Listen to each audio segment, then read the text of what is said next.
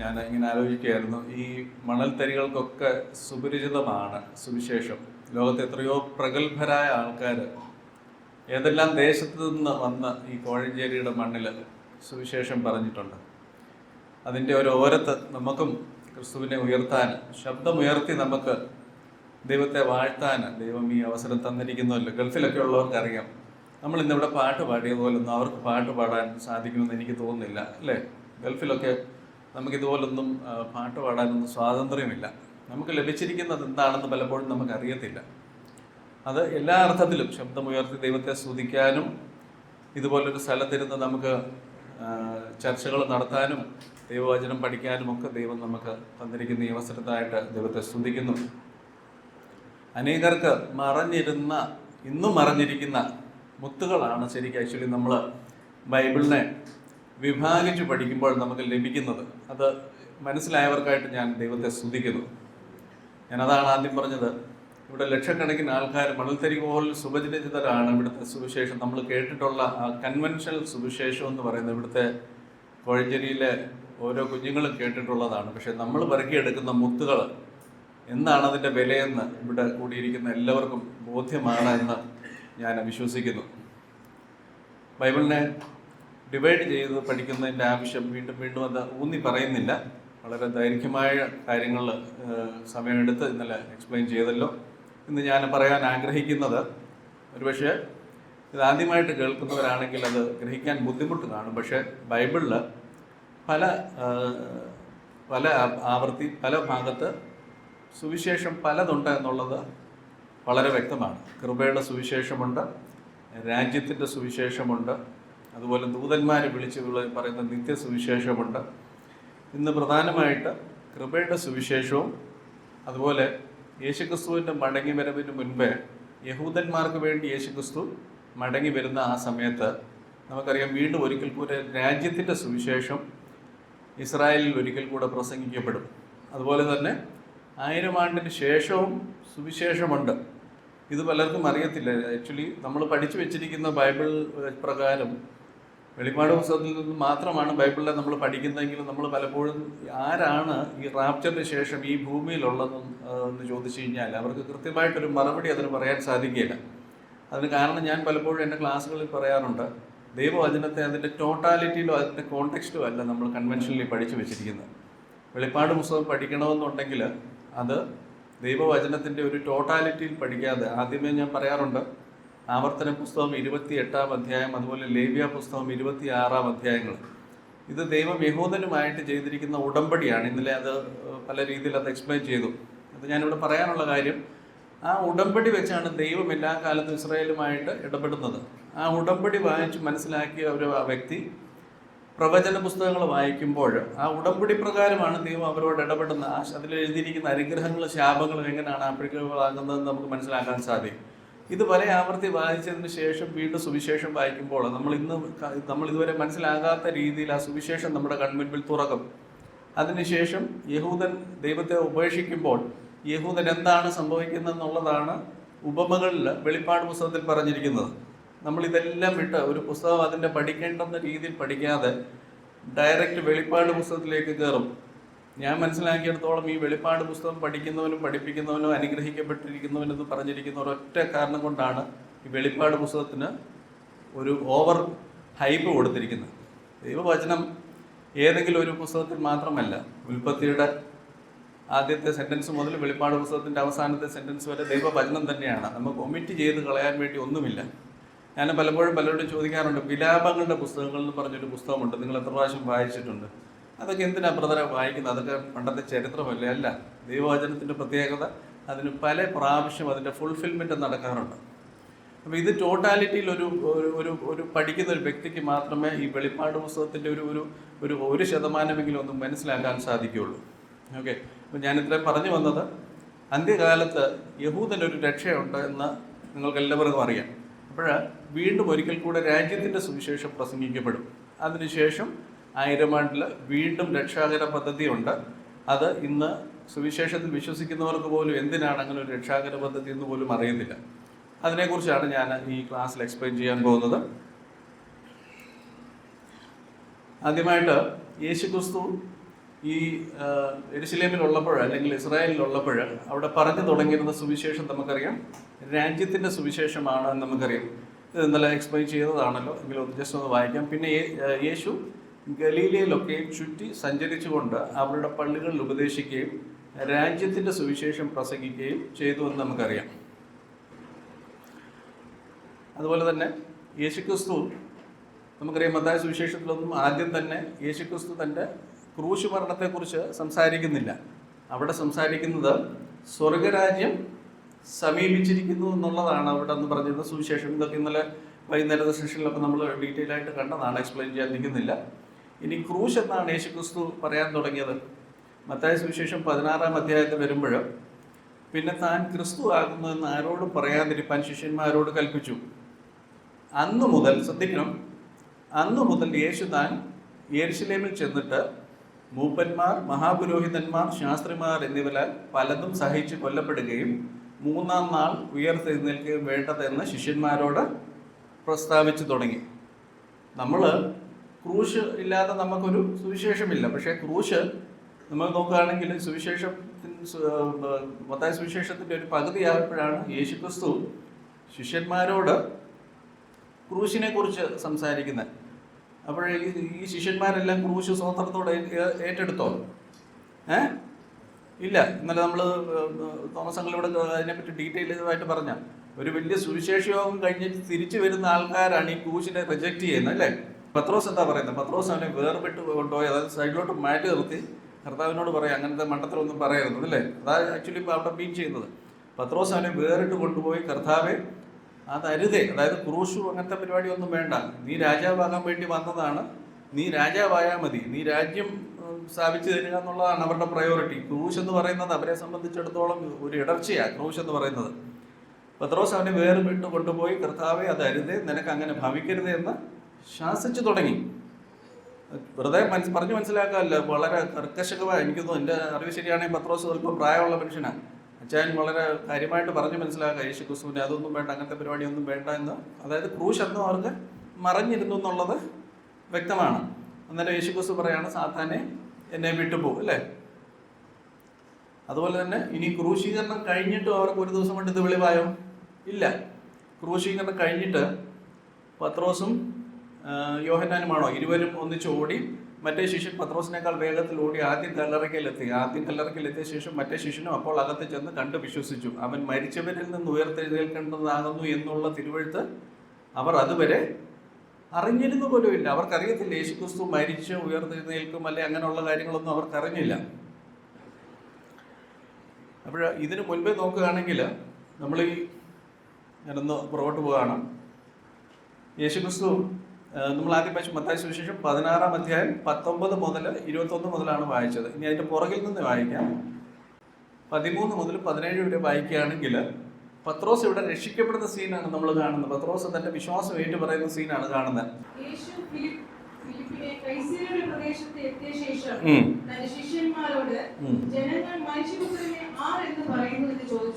ചിലർ യോഹന്നാൻ സ്നാപകനെന്നും മറ്റു ചിലർ ഏലിയാവെന്നും വേറെ ചിലർ യിരെമ്യാവ് എന്നും പറഞ്ഞു. നിങ്ങൾ എന്നെ ആർ എന്ന് പറയുന്നു എന്ന് അവൻ ചോദിച്ചതിന് ശീമോൻ പത്രോസ്, നീ ജീവനുള്ള ദൈവത്തിന്റെ പുത്രനായ ക്രിസ്തു എന്ന് ഉത്തരം പറഞ്ഞു. യേശു അവനോട്, ബെർയാനാ ശിമോനേ, നീ ഭാഗ്യവാൻ, ജഡരക്തങ്ങളല്ല സ്വർഗ്ഗസ്ഥനായ എന്റെ പിതാവത്രേ നിനക്ക് ഇത് വെളിപ്പെടുത്തിയത്. ഓക്കെ, ഇതൊരു വലിയ വെളിപ്പാടായിരുന്നു എന്ന് നമ്മൾ ഇന്നത്തെ ക്ലാസ് നമ്മൾ മനസ്സിലാക്കി. അതായത് പത്രോസിനെ സംബന്ധിച്ചിടത്തോളം അന്ന് രക്ഷിക്കപ്പെടേണ്ട ആ സുവിശേഷം അല്ലെങ്കിൽ റിക്വയർമെൻറ്റ്, സ്വർഗരാജ്യത്തിലേക്ക് പ്രവേശിക്കാൻ ഒരു മനുഷ്യന് വേണ്ടുന്ന റിക്വയർമെൻറ്റ് എന്ന് പറയുന്നത്, അവർ കാത്തിരുന്ന മശിഹ എന്നത് പറയുന്നത് ഈ എൻ്റെ വലതുവശത്ത് നിൽക്കുന്ന യേശുക്രിസ്തു ആണ് എന്നുള്ളൊരു ബോധ്യം മതി അവർക്ക്. ആ ബോധ്യത്തിലല്ല നമ്മൾ രക്ഷിക്കപ്പെടുന്നത്. അതായത് യേശുവിനെ ക്രിസ്തു എന്ന് മനസ്സിലാക്കിയാൽ അവർ രക്ഷിക്കപ്പെടും. അതിന് കാരണം എന്നാ? ക്രിസ്തു എന്ന് പറയുമ്പോൾ അതിൻ്റെ അർത്ഥം ക്രൈസ്റ്റ് അല്ലെങ്കിൽ ക്രിസ്തു അല്ലെങ്കിൽ രക്ഷകൻ എന്നുള്ളതാണ് അതിൻ്റെ അർത്ഥം. അപ്പോൾ അവരെ സംബന്ധിച്ചിടത്തോളം അവരുടെ പുസ്തകത്തിൽ അല്ലെങ്കിൽ പഴയ നിയമത്തിൽ അനേക ഭാഗത്ത് വരുവാനുള്ള ഒരു രക്ഷകനെക്കുറിച്ച് എഴുതിയിട്ടുണ്ട്. ഏകദേശം അതിൻ്റെ ടൈം ലൈനൊക്കെ ദാനിയേൽ പ്രവചനത്തിനകത്ത് എഴുതുന്നുണ്ട്. ഇന്ന കാലഘട്ടത്തിൽ വരും, മന്ദിരം ഇരിക്കെ വരും. അങ്ങനെ കുറേ കാര്യങ്ങളുണ്ട്. 70 ആഴ്ചവട്ടത്തിൻ്റെ ആ കണക്കൊക്കെ നോക്കുകയാണെങ്കിൽ കൃത്യമായിട്ട് കണക്ക് വരെ എഴുതിയിട്ടുണ്ട്. അതുകൊണ്ടാണ് മഹാപുരോഹിതനാണ് എന്നെൻ്റെ ഓർമ്മ, വരുവാനുള്ളവൻ നീ തന്നെയോ എന്ന് ചോദിക്കുന്നുമുണ്ട്. അപ്പോൾ അവർക്കറിയാം ഞങ്ങൾക്കൊരു മശിഹ വരാനുണ്ട്, ആ മശിഹയുടെ വരവിന് സമയമെടുത്തു എന്നുള്ളത് അവർക്കറിയാം. അപ്പോൾ അവരെ സംബന്ധിച്ചിടത്തോളം ആ മശിഹ ആരാണ്, ഇസ്രായേലിൽ യഹൂദ ഗോത്രത്തിൽ പിറക്കാൻ പോകുന്ന ആ വ്യക്തിയെ തിരിച്ചറിയുക, ആ വ്യക്തി മശിഹായെ തിരിച്ചറിയുക എന്നുള്ളതാണ് അവർക്ക് രക്ഷയ്ക്ക് വേണ്ടുന്ന സുവിശേഷം. അതല്ല നമ്മുടെ സുവിശേഷം. ഇതേ സുവിശേഷമാണ് ഇവർ അന്ന് യഹൂദന്മാരുടെ ഇടയിൽ ഒക്കെ പോയി പ്രസംഗിച്ചുകൊണ്ടിരുന്നത്. പൗലോസ് പറയുന്ന സുവിശേഷമല്ല പ്രസംഗിച്ചുകൊണ്ടിരുന്നത്. അത് ഞാൻ മുന്നോട്ട് തെളിയിച്ചു തരാം. അപ്പോൾ ഈ കാര്യം തിരിച്ചറിഞ്ഞപ്പോൾ യേശുക്രിസ്തു പത്രോസിനോട് പറഞ്ഞ കാര്യമാണ് നമ്മളിവിടെ വായിക്കുന്നത്. യേശു ഫിലിപ്പിൻ്റെ കൈസറയിൽ എത്തിയ ശേഷം തൻ്റെ ശിഷ്യന്മാരോട് ജനങ്ങൾ മനുഷ്യപുത്രനെ ആരെന്ന് പറയുന്നു എന്ന് ചോദിച്ചു. ചിലർ യോഹന്നാൻ സ്നാപകനെന്നും മറ്റു ചിലർ ഏലിയാവെന്നും വേറെ ചിലർ യിരെമ്യാവോ പ്രവാചകന്മാരിൽ ഒരുത്തനോ എന്ന് പറയുന്നു എന്ന് അവർ പറഞ്ഞു. അപ്പോൾ യേശുക്രിസ്തു ചോദിക്കുകയാണ്, നിങ്ങളോ എന്നെ ആരെന്ന് പറയുന്നു എന്ന് അവൻ ചോദിച്ചതിന് ശീമോൻ, നീ ജീവനുള്ള ദൈവത്തിൻ്റെ പുത്രനായ ക്രിസ്തു. അതായത് യേശുവാണ് മശിഹ, ദൈവം അയച്ചിരിക്കുന്നവൻ ആണ് എന്ന് തിരിച്ചറിയുക എന്നുള്ളതാണ് അവർക്ക് രക്ഷയ്ക്ക് വേണ്ടുന്ന നിദാനം. അല്ലാതെ ക്രൂശല്ല അവർക്ക് രക്ഷ. അതുകൊണ്ടാണ് യേശുക്രിസ്തു മുന്നോട്ട് പറയുന്നത്, ഇത് നിനക്ക് സ്വയം നീ നിൻ്റെ ബുദ്ധിയിൽ നിന്ന് മനസ്സിലാക്കിയതല്ല, ഇത് നിനക്ക് പിതാവായ ദൈവം വെളിപ്പെടുത്തിയതാണെന്ന് പറയും. അപ്പോൾ പത്രോസ് അവിടെ ആക്ച്വലി രക്ഷിക്കപ്പെടുകയാണ് ചെയ്യുന്നത്, അല്ലേ? അതേസമയം ഇതല്ല പൗലോസ് പറഞ്ഞ സുവിശേഷം. പൗലോസ് ഈ വ്യക്തിയാണ് യേശുക്രിസ്തു എന്നുള്ളതല്ല സുവിശേഷം. അത് മുന്നോട്ട് പറയാം. ഇനി ഇതേ സുവിശേഷം തന്നെയാണ് ഇവർ പ്രസംഗിക്കുന്നത്. അപ്പോസ്തലപ്രവൃത്തി ഇന്നലെ നമ്മൾ പറഞ്ഞു, അപ്പോസ്തലപ്രവൃത്തി എന്ന് പറയുന്നത് ഒരു ട്രാൻസിഷൻ ബുക്കാണ്. റോമാലേഖനം മുതൽ ഫിലോമോൻ്റെ ലേഖനം വരെ ഉള്ളതാണ് ബോഡി ഓഫ് ക്രൈസ്റ്റിന് ഉപദേശ രൂപത്തിൽ കൊടുത്തിരിക്കുന്നത്. അപ്പോസ്തലപ്രവൃത്തി എന്ന് പറയുന്നത് അത് യഹൂദൻ്റെ ഒരു റിജക്ഷൻ്റെ ടൈം ലൈനാണ്. യഹൂദന്മാരുടെ ഇടയിൽ, അന്ന് ലോകത്തെല്ലാം ചിതറിപ്പാർക്കുന്ന യഹൂദന്മാരുടെ ഇടയിൽ ഈ സുവിശേഷം അവർ പ്രചരിപ്പിക്കുന്നു. അവരുടെ ഭ്രംശം നമ്മുടെ നിരപ്പിന് ഹേതുവാകുക. അപ്പോൾ അവരുടെ ഭ്രംശം അല്ലെങ്കിൽ അവരുടെ ആ ഫോളാണ് കാണിക്കുന്നത്. യഹൂദന്മാരുടെ ആ വീഴ്ചയെക്കുറിച്ചാണ് അപ്പോസ്തലപ്രവൃത്തിയിൽ കാണുന്നത്. അവിടെ അപ്പോസ്തലനായ പൗലോസും സുവിശേഷം പറയുന്നുണ്ട്. പക്ഷേ യഹൂദന്മാരുടെ ഇടയിൽ പറയുന്ന സുവിശേഷം എപ്പോഴും രാജ്യത്തിൻ്റെ സുവിശേഷമാണ് പറയുന്നത്. ഓക്കെ, അപ്പോൾ ഈ സുവിശേഷം എന്താണെന്ന് വായിച്ചേ. അപ്പോസ്തലപ്രവൃത്തി 2-ാം അധ്യായം 35-36. ഞാൻ നിന്റെ ശത്രുക്കളെ നിന്റെ പാദപീഠമാക്കുവാനും നീ എന്റെ വലത്തുഭാഗത്ത് ഇരിക്കുക എന്ന് കർത്താവ് എന്റെ കർത്താവിനോട് അരുളിച്ചെയ്തു എന്ന് പറയുന്നു. ആകയാൽ നിങ്ങൾ ക്രൂശിച്ച ഈ യേശുവിനെ തന്നെ ദൈവം കർത്താവും ക്രിസ്തുവുമാക്കി വെച്ചു. മനസ്സിലാകുന്നുണ്ടോ? അതായത് ഈ പറഞ്ഞ വ്യക്തി, അതായത് യെരുശലേമിൽ കഴിഞ്ഞ ദിവസം മരിച്ചു ഉയർത്തെഴുന്നേറ്റ ഈ വ്യക്തിയാണ് ദൈവം എന്നോട് വായിച്ചേ. ഈ യേശുവിനെ തന്നെ ഇതാണോ പൗലോസ് പറയുന്ന സുവിശേഷം? അല്ല, യേശു ക്രിസ്തു ആണെന്നല്ല പൗലോസ് പറയുന്നത്. അതല്ല നമ്മുടെ രക്ഷാകര പദ്ധതി. അത് ഞാൻ മുന്നോട്ട് എക്സ്പ്ലെയിൻ ചെയ്യാം. ഈവൻ പൗലോസ് യഹൂദന്മാരുടെ ഇടയിൽ പ്രസംഗിക്കുമ്പോഴും പൗലോസ് ക്രൂശ് അല്ല പ്രസംഗിക്കുന്നത്. പൗലോസിന് യഹൂദന്മാരുടെ ഇടയിൽ പ്രസംഗിക്കുമ്പോൾ പൗലോസ് രാജ്യത്തിൻ്റെ സുവിശേഷമാണ് പ്രസംഗിക്കുന്നത്. ആ രാജ്യത്തിൻ്റെ സുവിശേഷം വീണ്ടും വീണ്ടും പറയുന്നത് യേശു തന്നെ ക്രിസ്തു എന്നുള്ള സുവിശേഷമാണ് അവിടെ പറയുന്നത്. അവർ അംഫിപൊലിസിലും അപ്പൊല്ലോനിയയിലും കൂടി കടന്ന് തെസ്സലോനിക്കയിലെത്തി. അവിടെ യഹൂദന്മാരുടെ ഒരു പള്ളി ഉണ്ടായിരുന്നു. പൗലോസ് പതിവ് പോലെ അവരുടെ അടുക്കൽ ചെന്ന് 3 ശബ്ദത്തിൽ തിരുവെഴുത്തുകളെ ആധാരമാക്കി അവരോട് വാദിച്ചു. ക്രിസ്തു കഷ്ടം അനുഭവിക്കുകയും മരിച്ചവരിൽ നിന്ന് ഉയർത്തെഴുന്നേൽക്കുകയും ചെയ്യേണ്ടത് എന്നും ഞാൻ നിങ്ങളോട് അറിയിക്കുന്ന ഈ യേശു തന്നെ ക്രിസ്തു എന്ന് തെളിയിച്ചും വിവരിച്ചും കൊണ്ടിരിക്കുന്നു. അതായത് ഞാൻ ആദ്യം പറഞ്ഞു, പൗലോസിൻ്റെ ഒരു പ്രത്യേകത ഉണ്ടായിരുന്നു. അപ്പോസ്തലപ്രവൃത്തിക്കകത്ത് പൗലോസ് ചെയ്യുന്ന ഒരു പരിപാടിയുണ്ട്.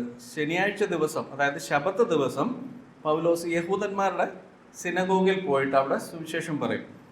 മറ്റുള്ള ദിവസങ്ങളിൽ, അത് അപ്പോസ്തലപ്രവൃത്തി ചന്ത ദിവസം, അത് ചന്തസ്ഥലത്ത് കാണുന്നവരോട് സുവിശേഷം പറയുന്നുണ്ട്. അപ്പോൾ ഈ ചന്തസ്ഥലത്ത് കാണുന്ന ജാതികളാകാനാണ് സാധ്യത. ഓക്കെ, അപ്പോൾ അവരോട് പറയുന്ന സുവിശേഷമല്ല യഹൂദന്മാരുടെ പള്ളിയിൽ ചെന്ന് പറയുന്ന സുവിശേഷം. ഓക്കെ, അപ്പോൾ അവിടെ ചെന്ന് പറയുന്ന സുവിശേഷം എന്താണ്? ഞാൻ നിങ്ങളോട് അറിയിക്കുന്ന ഈ യേശു തന്നെ ക്രിസ്തു. അപ്പോൾ പൗലോസ് എന്താ ചെയ്യുന്നറിയോ? അന്ന് പുതിയ നിയമം നിലവിലില്ലല്ലോ. പഴയ നിയമത്തിലെ തിരുവെഴുത്തുകളിനകത്ത് മശിഹായെക്കുറിച്ച് പറഞ്ഞിട്ടുണ്ട്. ആ മശിഹായെക്കുറിച്ച് പറഞ്ഞിരിക്കുന്ന മശിഹ എവിടെ ജനിക്കുമെന്നും ബേത്ലഹേമിൽ ജനിക്കുമെന്നും അങ്ങനെ കുറേ പ്രവചനങ്ങൾ പറയുന്നുണ്ട്. അപ്പോൾ തിരുവെഴുത്ത് എല്ലാം എടുത്ത് തെളിയിക്കുകയാണ്, ഇത് യേശുവാണ് ക്രിസ്തു, നിങ്ങൾ ക്രൂശിച്ചു കൊന്ന യേശുവാണ് ദൈവം ക്രിസ്തു ആക്കി വെച്ചിരിക്കുന്നതെന്നാണ് പൗലോസ് പറയുന്നത്, പ്രത്യേകിച്ച് യഹൂദന്മാരുടെ ഇടയിൽ. അതേസമയം ജാതികളുടെ ഇടയിൽ പൗലോസ് പറയുന്ന സുവിശേഷം ഡിഫറൻ്റ് ആണ്. കൊരിന്ത്യർ ലേഖനം 1 കൊരിന്ത്യർ 15-ാം അധ്യായം.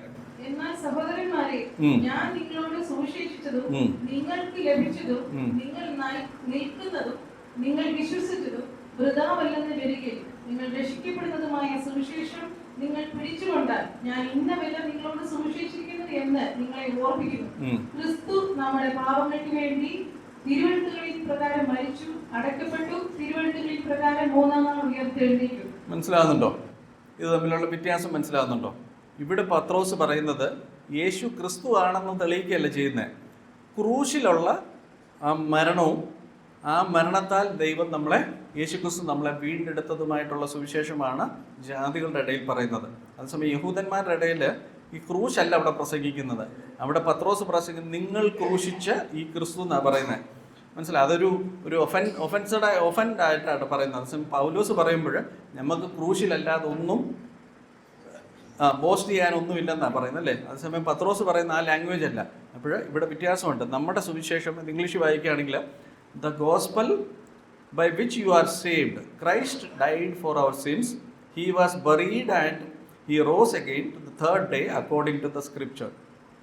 അവൻ നമ്മൾക്ക് വേണ്ടി ക്രൂശിൽ നമ്മുടെ പാപങ്ങളെ ചുമന്ന് മരിച്ചു, ഉയർത്തെഴുന്നേറ്റു എന്ന് നമ്മൾ വിശ്വസിക്കുമ്പോഴാണ് നമുക്ക് രക്ഷ. അതേസമയം യഹൂദനെ സംബന്ധിച്ചിടത്തോളം രക്ഷ എന്ന് പറയുന്നത് ഞാൻ നിങ്ങളോട് അറിയിക്കുന്ന ഈ യേശു തന്നെ ക്രിസ്തു. നമ്മളിത് ഇവിടെ നിന്ന് 2000 കൊല്ലം പുറകോട്ട് നമ്മളിത് വായിക്കുമ്പോൾ ചില കാര്യങ്ങൾ അവിടെ പറഞ്ഞിരിക്കുന്നു, ചില കാര്യങ്ങൾ പൗലോസ് അങ്ങനെ പറഞ്ഞിരിക്കുന്നു, അങ്ങനെ നമുക്ക് തോന്നാൻ സാധ്യതയുണ്ട്. അല്ല, പൗലോസിൻ്റെ സുവിശേഷം തികച്ചും വ്യത്യസ്തമാണ്. പൗലോസിനെ യേശുക്രിസ്തു ഡെമസ്കോസിൽ വെച്ച് വിളിച്ച് വേർപെടുത്തി. അപ്പോസ്തല പ്രവൃത്തി 9-ാം അധ്യായത്തിൽ നമ്മൾ പൗലോസിനെ ആദ്യം കാണുന്നുണ്ട്. അപ്പോസ്തല പ്രവൃത്തി 13-ാം അധ്യായത്തിൽ പൗലോസ് അന്ത്യോക്യ സഭയിലെ ഒരു മെമ്പറാണ് ഓൾറെഡി. അവിടെ നിന്ന് ഞാൻ ഇവരെ വിളിച്ച് വേർപെടുത്തിയിരിക്കുന്ന ശുശ്രൂഷയ്ക്കായിട്ട് അവരെ പ്രാർത്ഥിച്ച് വേർപെടുത്താൻ സഭയോട് ആവശ്യപ്പെടുന്നതായിട്ട് കാണുന്നുണ്ട്. അതിനുശേഷമാണ് നമ്മൾ കാണുന്നത് ജാതികളുടെ രക്ഷാപരവാതിൽ ദൈവം തുറന്നു കൊടുക്കുന്നതായിട്ട് പൗലോസ് തിരിച്ചു ചെന്ന് ഈ അന്ത്യോക്യ സഭയിൽ പറയുന്നത്. അപ്പോൾ അതിന് മുന്നേ നടന്നതൊക്കെ രക്ഷാകര പദ്ധതി എന്ന് പറയുന്നത് എന്തുവാ? അവർക്കറിയാവുന്ന ഒരു പദ്ധതി തന്നെയാണ്. അതായത് അപ്പോസ്തല പ്രവൃത്തി 2-ാം അധ്യായത്തിലൊക്കെ അവർ പറഞ്ഞിരിക്കുന്ന പദ്ധതി എന്ന് പറഞ്ഞു കഴിഞ്ഞാൽ ഓൾറെഡി ഇത് ബൈബിളിൽ പഴയ നിയമത്തിൽ രേഖപ്പെടുത്തിയിട്ടുള്ള ഒരു പദ്ധതിയാണ്.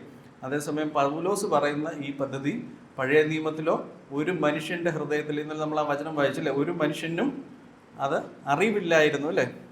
ഒരു മനുഷ്യനും അറിവില്ലായിരുന്നു. അതായത് മനുഷ്യകുലത്തിൽ ആർക്കും അറിവില്ലാത്തൊരു സുവിശേഷമാണ് പൗലോസിനെ ദൈവം വേർപെടുത്തി വിളിച്ച് കൊടുക്കുന്നത്. അപ്പോൾ പൗലോസ് യഹൂദന്മാരുടെ ഇടയിൽ പറയുമ്പോൾ, അപ്പോസ്തല പ്രവൃത്തിയിൽ എപ്പോഴും നോക്കണം, പൗലോസ് യഹൂദന്മാരുടെ ഇടയിൽ സുവിശേഷം പറയുമ്പോൾ യേശു തന്നെ ക്രിസ്തു എന്ന് പറയുകയും അതുപോലെ ജലത്തിൽ സ്നാനപ്പെടുത്തുകയും ചെയ്യുന്നതായിട്ട് നമുക്ക് കാണാൻ സാധിക്കും.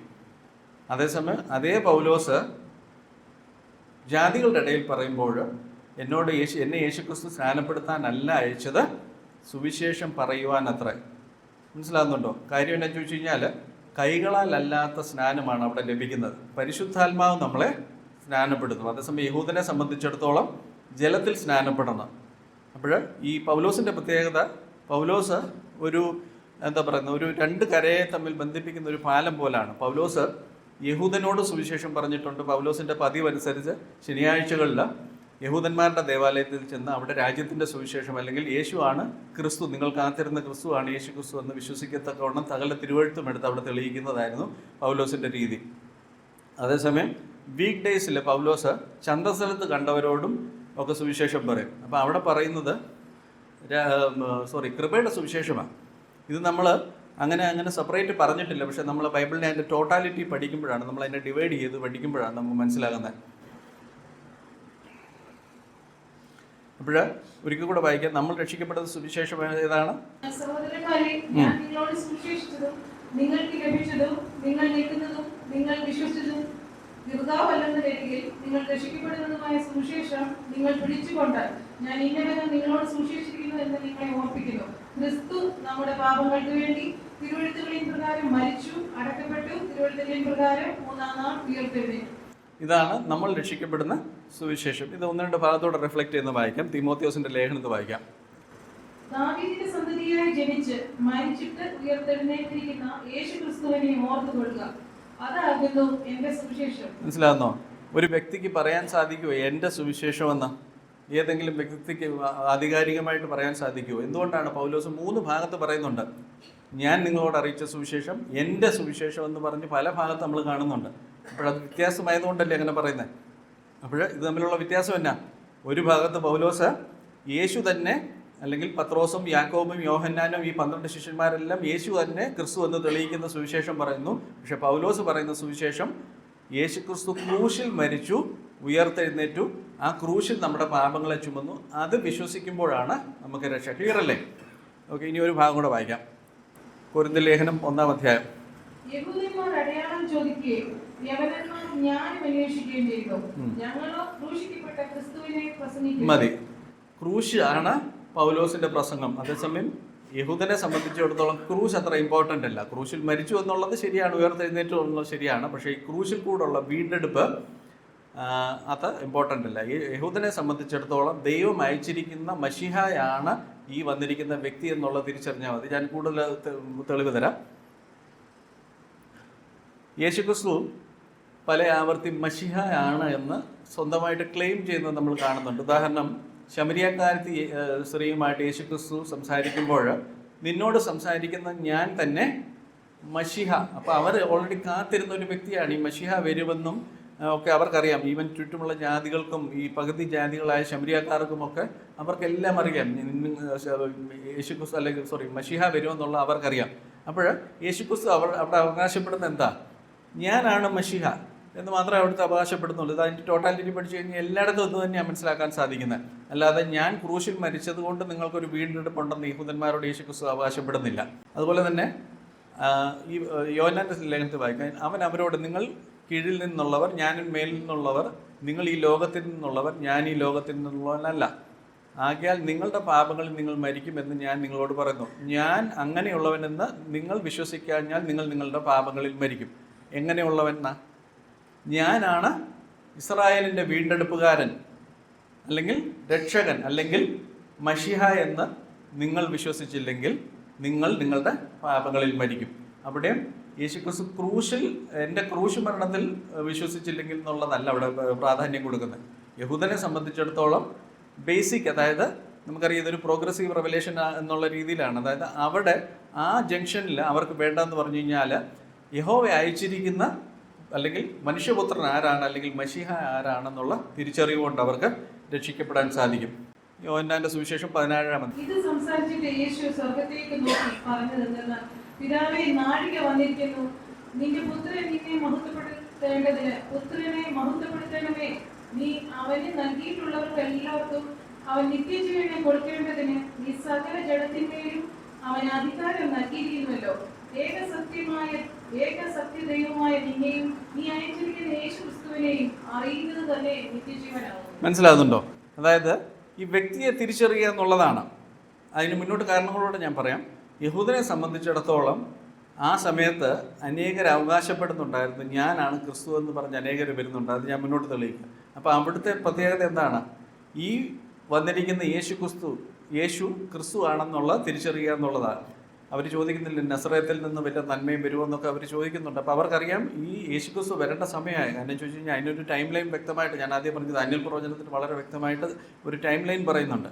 അപ്പോൾ നീ അയച്ചിരിക്കുന്ന യേശുക്രിസ്തുവിനെ അറിയുന്നത് തന്നെയാണ് നിത്യജീവൻ. ഇത് നമ്മൾ പഴയ നിയമത്തിൽ ഈ കൺസെപ്റ്റ് കാണാൻ സാധിക്കും. അതുപോലെ തന്നെ യേശുക്രിസ്തുവിനോട് ശിഷ്യന്മാർ ചോദിക്കുന്നുണ്ട്, ദൈവത്തിന് പ്രസാദമുള്ള പ്രവൃത്തി എന്താണെന്ന് ചോദിക്കുമ്പോൾ, അത് എന്ത് ചെയ്താലാണ് ദൈവത്തിന് പ്രസാദമാകുന്നതെന്ന് ചോദിക്കുമ്പോൾ യേശുക്രിസ്തു പറയുന്നുണ്ട്, ദൈവത്തിന് പ്രസാദമുള്ള പ്രവൃത്തി അവൻ അയച്ചവനിൽ നിങ്ങൾ. ഓക്കെ, ഇവിടെ ഇത് തന്നെയാണ് ഇവിടെ നമ്മൾ കണ്ടത്. നീ അയച്ചിരിക്കുന്ന യേശുക്രിസ്തുവിനെ അറിയുന്നത് തന്നെ നിത്യജീവനാകുന്നു. ഓക്കെ, പഴയ നിയമത്തിൽ ആക്ച്വലി ഇതേ കൺസെപ്റ്റായിരുന്നു. നമ്മൾ പുറപ്പാട് പുസ്തകത്തിൽ നോക്കുകയാണെങ്കിൽ യഹോവ അഗ്നി അവിടെ പൊക്കോണ്ടിരുന്നു എന്ന്, യഹോവ അവരുടെ മുൻപാകെ പൊക്കോണ്ടിരുന്നു എന്ന് പറയുന്നുണ്ട്. പക്ഷെ വേറെടുത്ത് പറയുന്നുണ്ട് ഒരു ദൂതൻ അവർക്ക് മുൻപാകെ പൊക്കോണ്ടിരുന്നു എന്ന് പറയുന്നുണ്ട്. കാര്യം എന്നാ? യേശുക്രിസ്തു യഹോവ തന്നെയാണ്, ട്രിനിറ്റിയാണ് ഞാൻ വിശ്വസിക്കുന്നത്, കൺഫ്യൂഷൻ ആകരുത്. അതായത് പിതാവ് അയച്ച വ്യക്തിയിൽ അവർ വിശ്വസിക്കുക എന്നുള്ളതാണ് പഴയ നിയമത്തിലും അവർ മനസ്സിലാക്കുന്നത്. ഓക്കെ, അപ്പോൾ പുറപ്പാട് പുസ്തകത്തിൽ നമ്മൾ ഇപ്രകാരം വായിക്കുന്നു, ഇതാ വഴിയിൽ നിന്നെ കാക്കേണ്ടതിന് ഞാൻ നിയമിച്ചിരിക്കുന്ന സ്ഥലത്തേക്ക് നിന്നെ കൊണ്ടുപോകേണ്ടതിനുമായി ഞാനൊരു ദൂതനെ നിന്റെ മുൻപിൽ അയക്കുന്നു. നീ അവനെ ശ്രദ്ധിച്ച് അവൻ്റെ വാക്ക് കേൾക്കണം, അവനോട് വിഘടിക്കരുത്. അവൻ നിങ്ങളുടെ അതിക്രമങ്ങളെ ക്ഷമിക്കുകയില്ല, എൻ്റെ നാമം അവനിലുണ്ട്. ഓക്കെ, അപ്പോൾ ദൈവം ഒരു വ്യക്തിയെ അന്ന് അയച്ചു, അവരിൽ വിശ്വസിക്കുക എന്നുള്ളതായിരുന്നു പഴയ നിയമത്തിലെ തത്വം. അതായത് മോശയുടെ കാലത്തും അത് തന്നെയായിരുന്നു, ഈ യഹൂദന്മാരുടെ സമയത്തും അത് തന്നെയായിരുന്നു. ദൈവത്തിൻ്റെ പ്രസാദമുള്ള പ്രവൃത്തി അവൻ അയച്ചവനിൽ വിശ്വസിക്കുക എന്നുള്ളതാണ്. അവിടെ നിന്നും ക്രൂശ് നമ്മൾ കാണുന്നില്ല. ക്ലിയർ അല്ലേ?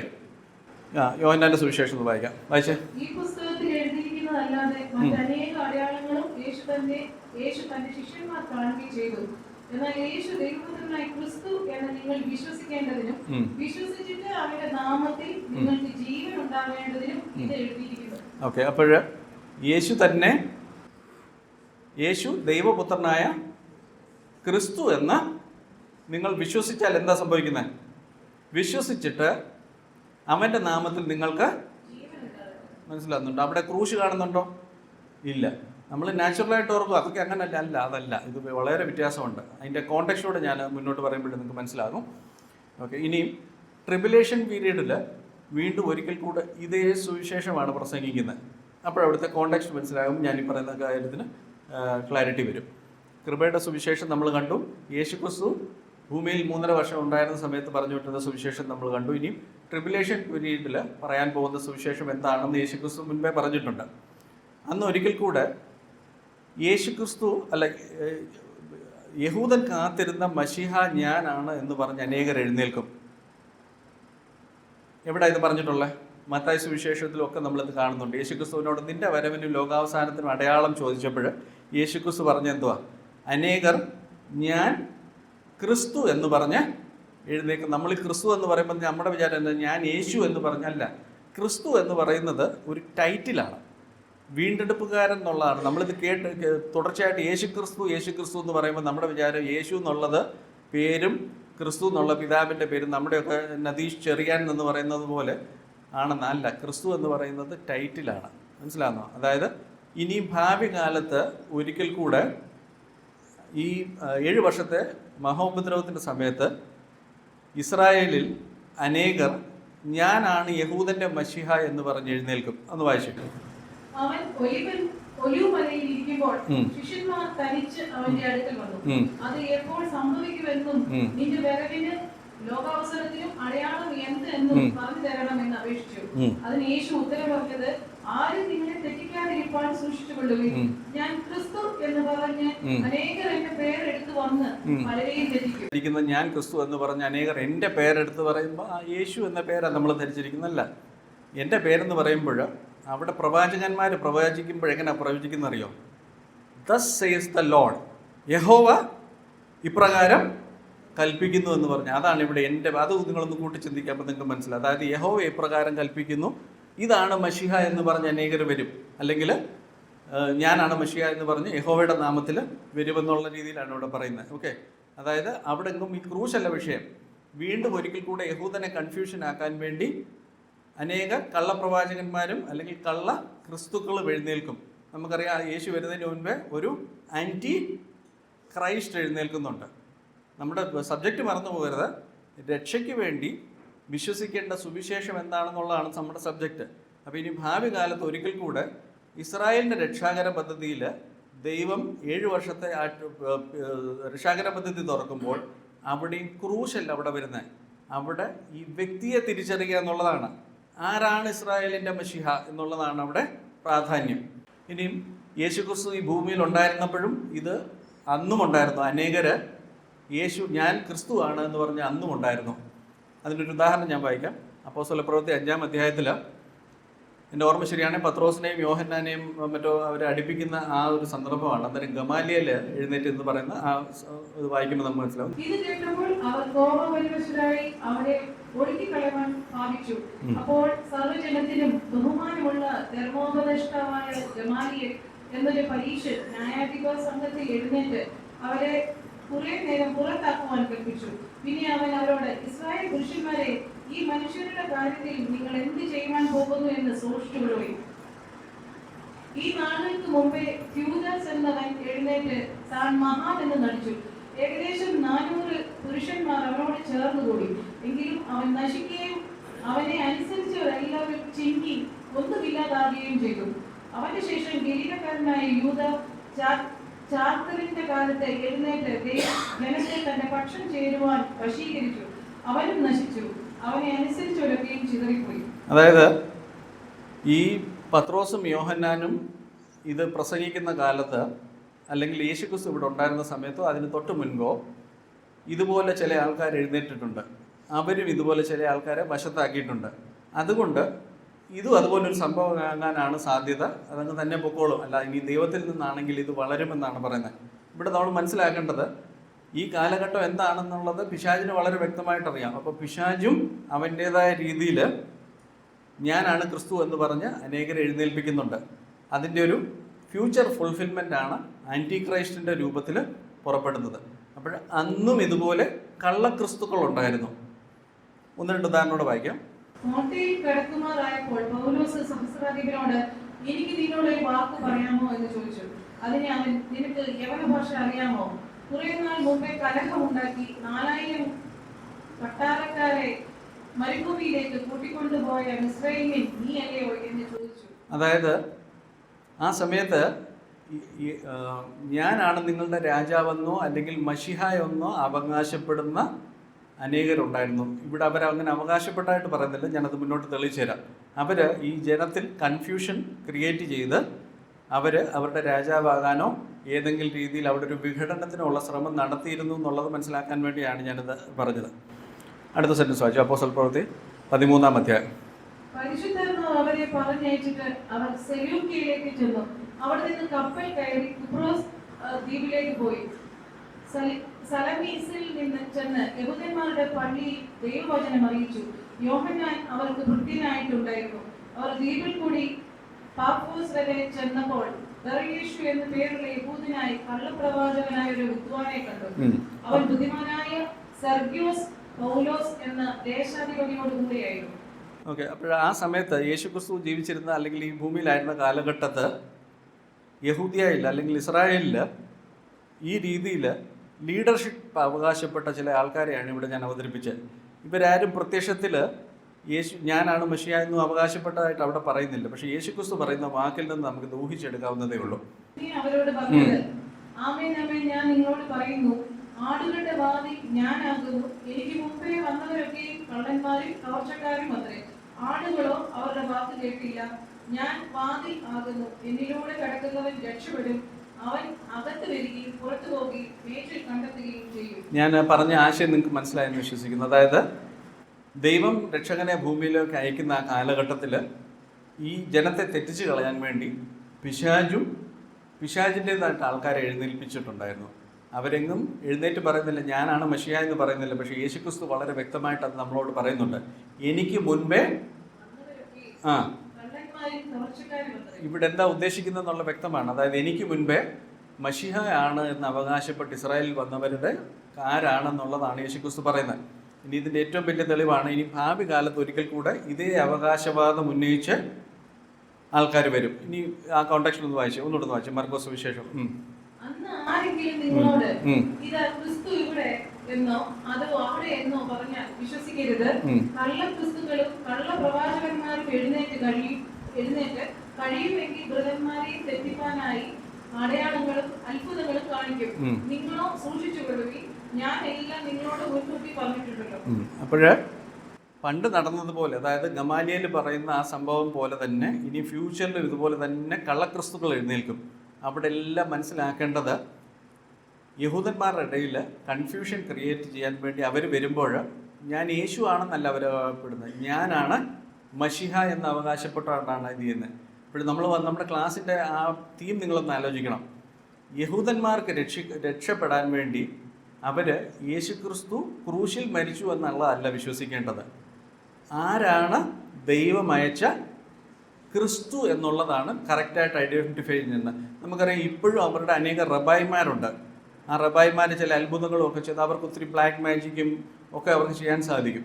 അപ്പോഴവർ വളരെ സെലിബ്രിറ്റികളാണ്. അവർ കുറച്ചും കൊണ്ട് വളർന്നു കഴിയുമ്പോൾ അവരെ പറ്റി ഇതാണോ നമ്മളിനി കാത്തിരുന്ന മശിഹ? നമുക്കറിയാം അനേക ഈ വീഡിയോകളൊക്കെ നമ്മൾ കാണാറുണ്ട്, ഈ അവിടെ മശിഹ പ്രത്യക്ഷപ്പെട്ടു എന്ന് പറയുന്നത്. അപ്പോൾ ഇതിൻ്റെ എല്ലാം ആ വിരൽ ചൂണ്ടുന്ന എങ്ങോട്ടാണെന്നറിയാം? യേശു ക്രൂശിൽ മരിച്ചു എന്നുള്ളതല്ല, ആരാണ് ശരിയായ ക്രിസ്തു അല്ലെങ്കിൽ മശിഹ, ആ അവനിൽ വിശ്വസിക്കുക എന്നുള്ളത്. ഞാൻ അങ്ങനെയുള്ളവനെന്ന് നിങ്ങൾ വിശ്വസിക്കാഞ്ഞാൽ നിങ്ങൾ നിങ്ങളുടെ പാപത്തിൽ മരിക്കും. മനസ്സിലായോ? ക്രൂശല്ല അവിടെ പ്രാധാന്യം, അവിടെ ഒരു വ്യക്തിയെ തിരിച്ചറിയുക എന്നുള്ളതാണ്. മത്തായി സുവിശേഷം 23 ഇനി അവർ വ്യക്തിയെ തിരിച്ചറിയുമ്പോൾ അവരെന്താ പറയുന്നത് എന്നുള്ള വാക്കുകൾ നമുക്ക് വായിക്കാം. യെരുശലേമേ, യെരുശലേമേ, പ്രവാചകന്മാരെ കൊല്ലുകയും നിന്റെ അടുക്കൽ അയച്ചിരിക്കുന്നവരെ കല്ലെറിയുകയും ചെയ്യുന്നവളെ, കോഴി തന്റെ കുഞ്ഞുങ്ങളെ ചിറകിൻ കീഴിൽ ചേർക്കും പോലെ നിന്റെ മക്കളെ ചേർത്തുകൊള്ളുവാൻ എനിക്ക് എത്ര വട്ടം മനസ്സായിരുന്നു, നിങ്ങൾക്കോ മനസ്സായില്ല. നിങ്ങളുടെ ഭവനം ശൂന്യമായി തീരും.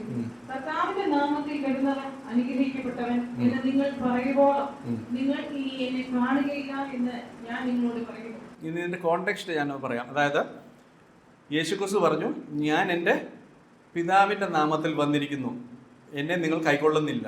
മറ്റൊരുവൻ സ്വന്തം നാമത്തിൽ വന്നാൽ അവനെ നിങ്ങൾ കൈക്കൊള്ളും. യേശുക്രിസ്തു ഇവിടെ ഉണ്ടായിരുന്നപ്പോൾ പറഞ്ഞ കാര്യങ്ങൾ അല്ലേ? അപ്പോൾ എന്തിനെക്കുറിച്ചാണ് പറഞ്ഞത്? ഭാവി കാലത്ത് ആൻറ്റി ക്രൈസ്റ്റ് വരും, അവനെ നിങ്ങൾ തെറ്റായിട്ട് നിങ്ങൾ കൈക്കൊള്ളും. ഓക്കെ, അതേസമയം നിങ്ങൾ ഞാൻ പിതാവിൻ്റെ നാമത്തിൽ വന്നിട്ട് നിങ്ങൾ എന്നെ ത്യജിച്ചു. ഓക്കെ, അപ്പം ഇനി ഭാവി കാലത്ത് നിങ്ങൾ ശരിയായ വ്യക്തിയെ, മശിഹ എന്ന രീതിയിൽ ശരിയായ വ്യക്തിയെ തിരിച്ചറിയുകയും കർത്താവിൻ്റെ നാമത്തിൽ വരുന്നവൻ അനുഗ്രഹിക്കപ്പെട്ടവനെന്ന് നിങ്ങൾ പറയുവോളം നിങ്ങൾ ഇനി എന്നെ കാണുകയില്ലെന്ന് ഞാൻ നിങ്ങളോട് പറയുന്നു. ആ കാലഘട്ടത്തിൽ ഒരു ചെറിയ സമൂഹം മാത്രം, നമുക്കറിയാം ആ ഓശാന ആ ദിവസം ഈ കർത്താവിൻ്റെ നാമത്തിൽ വരുന്നവനെന്ന് അനുഗ്രഹിക്കപ്പെട്ട് കുരുത്തോലയൊക്കെ ആയിട്ട് പോയത് നമുക്കറിയാം. ഇനി ഭാവി കാലത്ത് അവർ ഈ വ്യക്തിയെ കൃത്യമായിട്ട് ഐഡൻറ്റിഫൈ ചെയ്യുമ്പോൾ രക്ഷിക്കപ്പെടും. അതാണ് ഇവിടുത്തെ ആ കൺസെപ്റ്റ്.